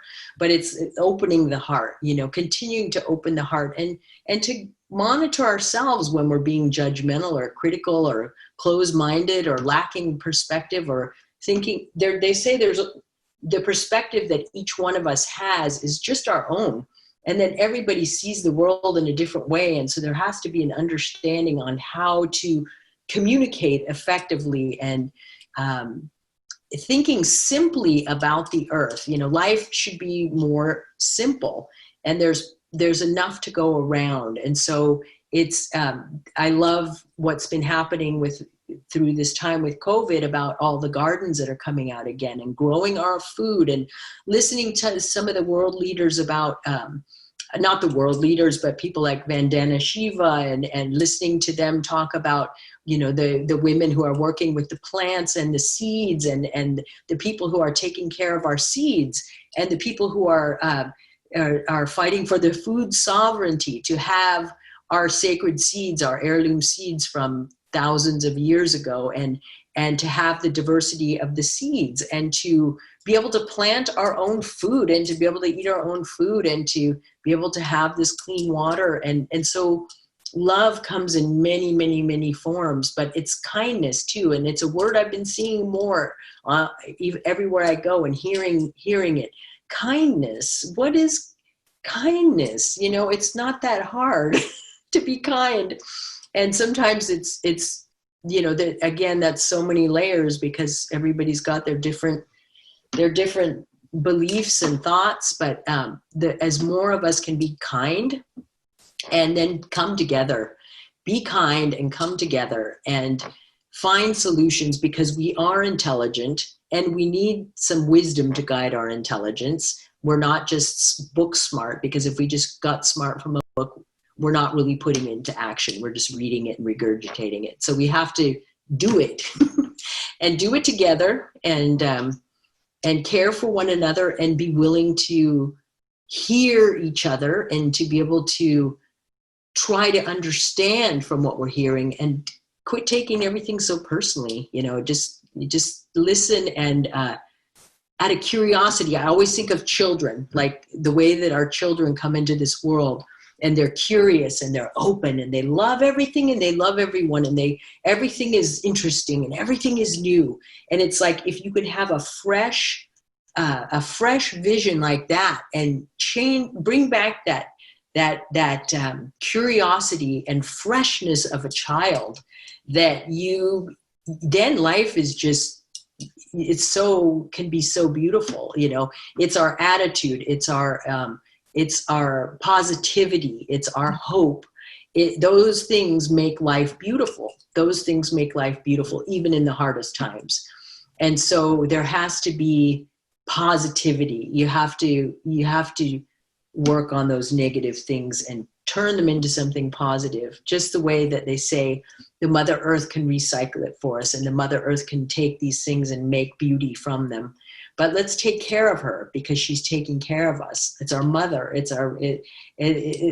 We need to do this, and bringing our children, helping our children, because in this book that we wrote, The Whale Child, we've really left the responsibility to our children, and that is not. That's not very responsible for us elders here. We've left we're leaving a mess for our kids. And so think about it. What do we want to leave our children? Sometimes you hear the news and you're like, oh my God, I have no more hope. It's like, you better get some hope if you have some kids in your life. You better be hopeful, because they need you to be hopeful, and they need you tell them, help me, you know, come on, let's do this. There's always a way. There is always a way. And that's what I learned from our teachings too. There's always belief. There's always faith. There's always a possibility. And so action. Let's do it. You know, that's what I think, you know, and love comes from teamwork. Love comes from a hard task and bringing people together and having everyone work with you. And then it's fun. It gets done quicker. And you get to enjoy each other's company, and it's teamwork. So there's this whole illusion of living in isolation and having single unit families is so not good, so wrong. And so it's created this status quo of how people think they're supposed to live. And when you have children and you're living by yourself, trying to raise your child by yourself with no family around and no friends around, you see how ridiculous it is. We are communal people. Humans are communal. We're meant to be together. We're meant to help each other. We're meant to have multi-generations to teach our children, because every generation has a different offering at that point in their life. And so coming back into community, and really reaching out across your comfort zone. I think I like to stress that too, because don't be afraid of somebody because you don't know who they are. You know, everyone has a story. Everyone has a beautiful story. Even the tragedy of their story is beautiful. And especially when you help them to overcome that tragedy or bring that healing, it's the most beautiful thing ever. And so be more open to people you don't know, and be more respectful and helpful, and take it on to do something each day for somebody. And that somebody can be a human, or it can be the earth, or, you know, do something to say, okay, what's my part in this change? What's my part in this transformation? Everybody has a role. And that's another teaching of our Native people. They say, don't teach everybody the same thing. Don't teach them the same thing, because then they won't need each other. You know, everybody has all these skills, and it doesn't matter if that person has them. I already have them. But in a society, we're all born with our unique gifts, and we need that gift to shine in order to make sure that the rest of the world is receiving the part that we brought specifically to add to the whole, so that it could be whole. And so when we cut people out and when we push them aside, we're missing out. And so be open and help people to bring their gift out, and help them to believe in their gift and believe in and the gift comes from the heart. You know you're on track because the gift makes you happy when you express it. It's like your heart is like, yes, that's it. It's not like, oh, my gift, yeah, I'm struggling, I'm suffering. It's like, no, that's not the gift. It comes from happiness. It comes from love. It comes from joy. It's meant to make you happy because it wants you to recognize, hey, this is part of why you're here. Bring it, you know. So I was thinking about that, you know, love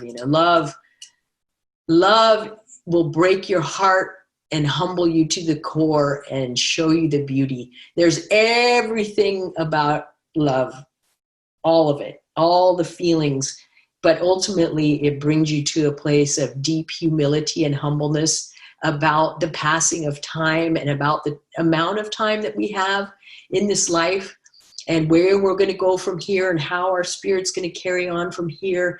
And if we could, you know, I think that's why the people who have the near-death experiences are, you know, they pass on for a while, but somehow they're revived.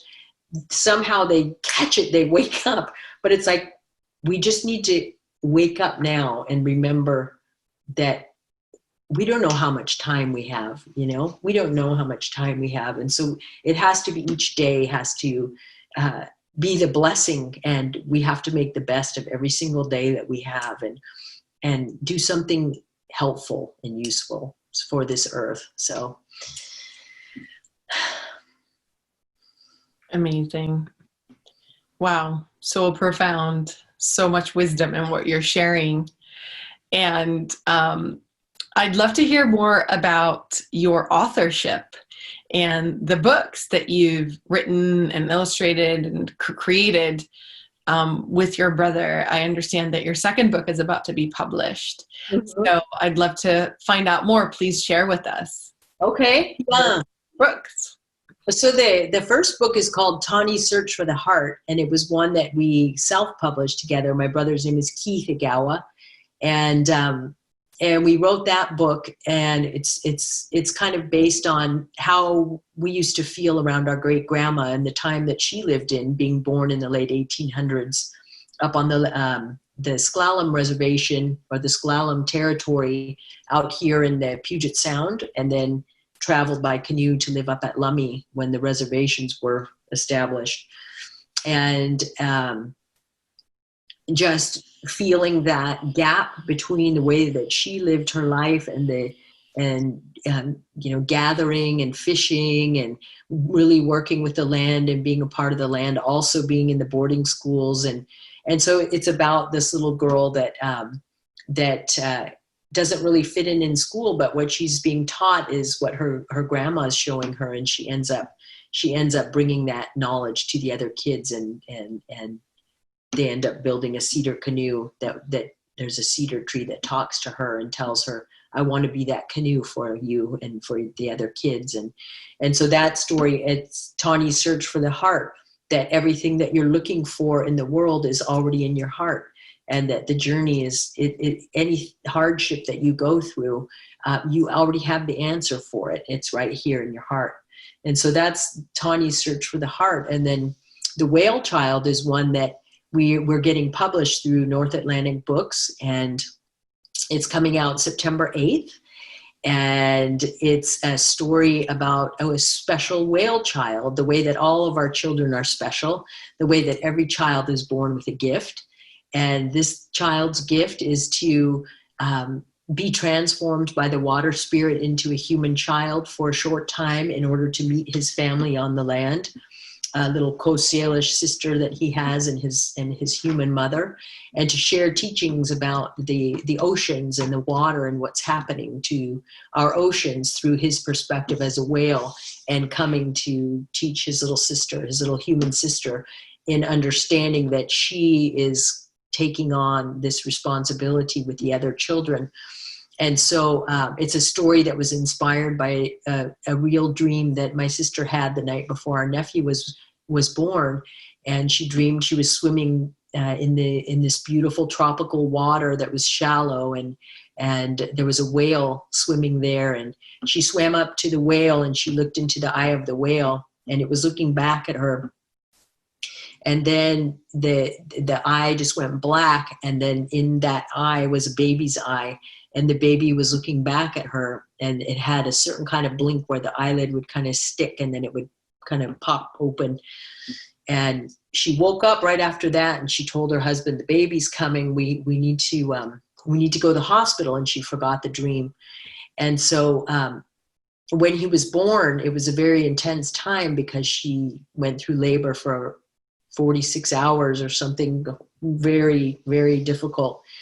And I went out to make a prayer at that time, and I was really worried and stressed out for my sister, because she was suffering. And I called upon all our ancestors, and I was kind of upset. I was like, where are you? What are you doing? Get over here. Look at her. You know, I was just like, ah.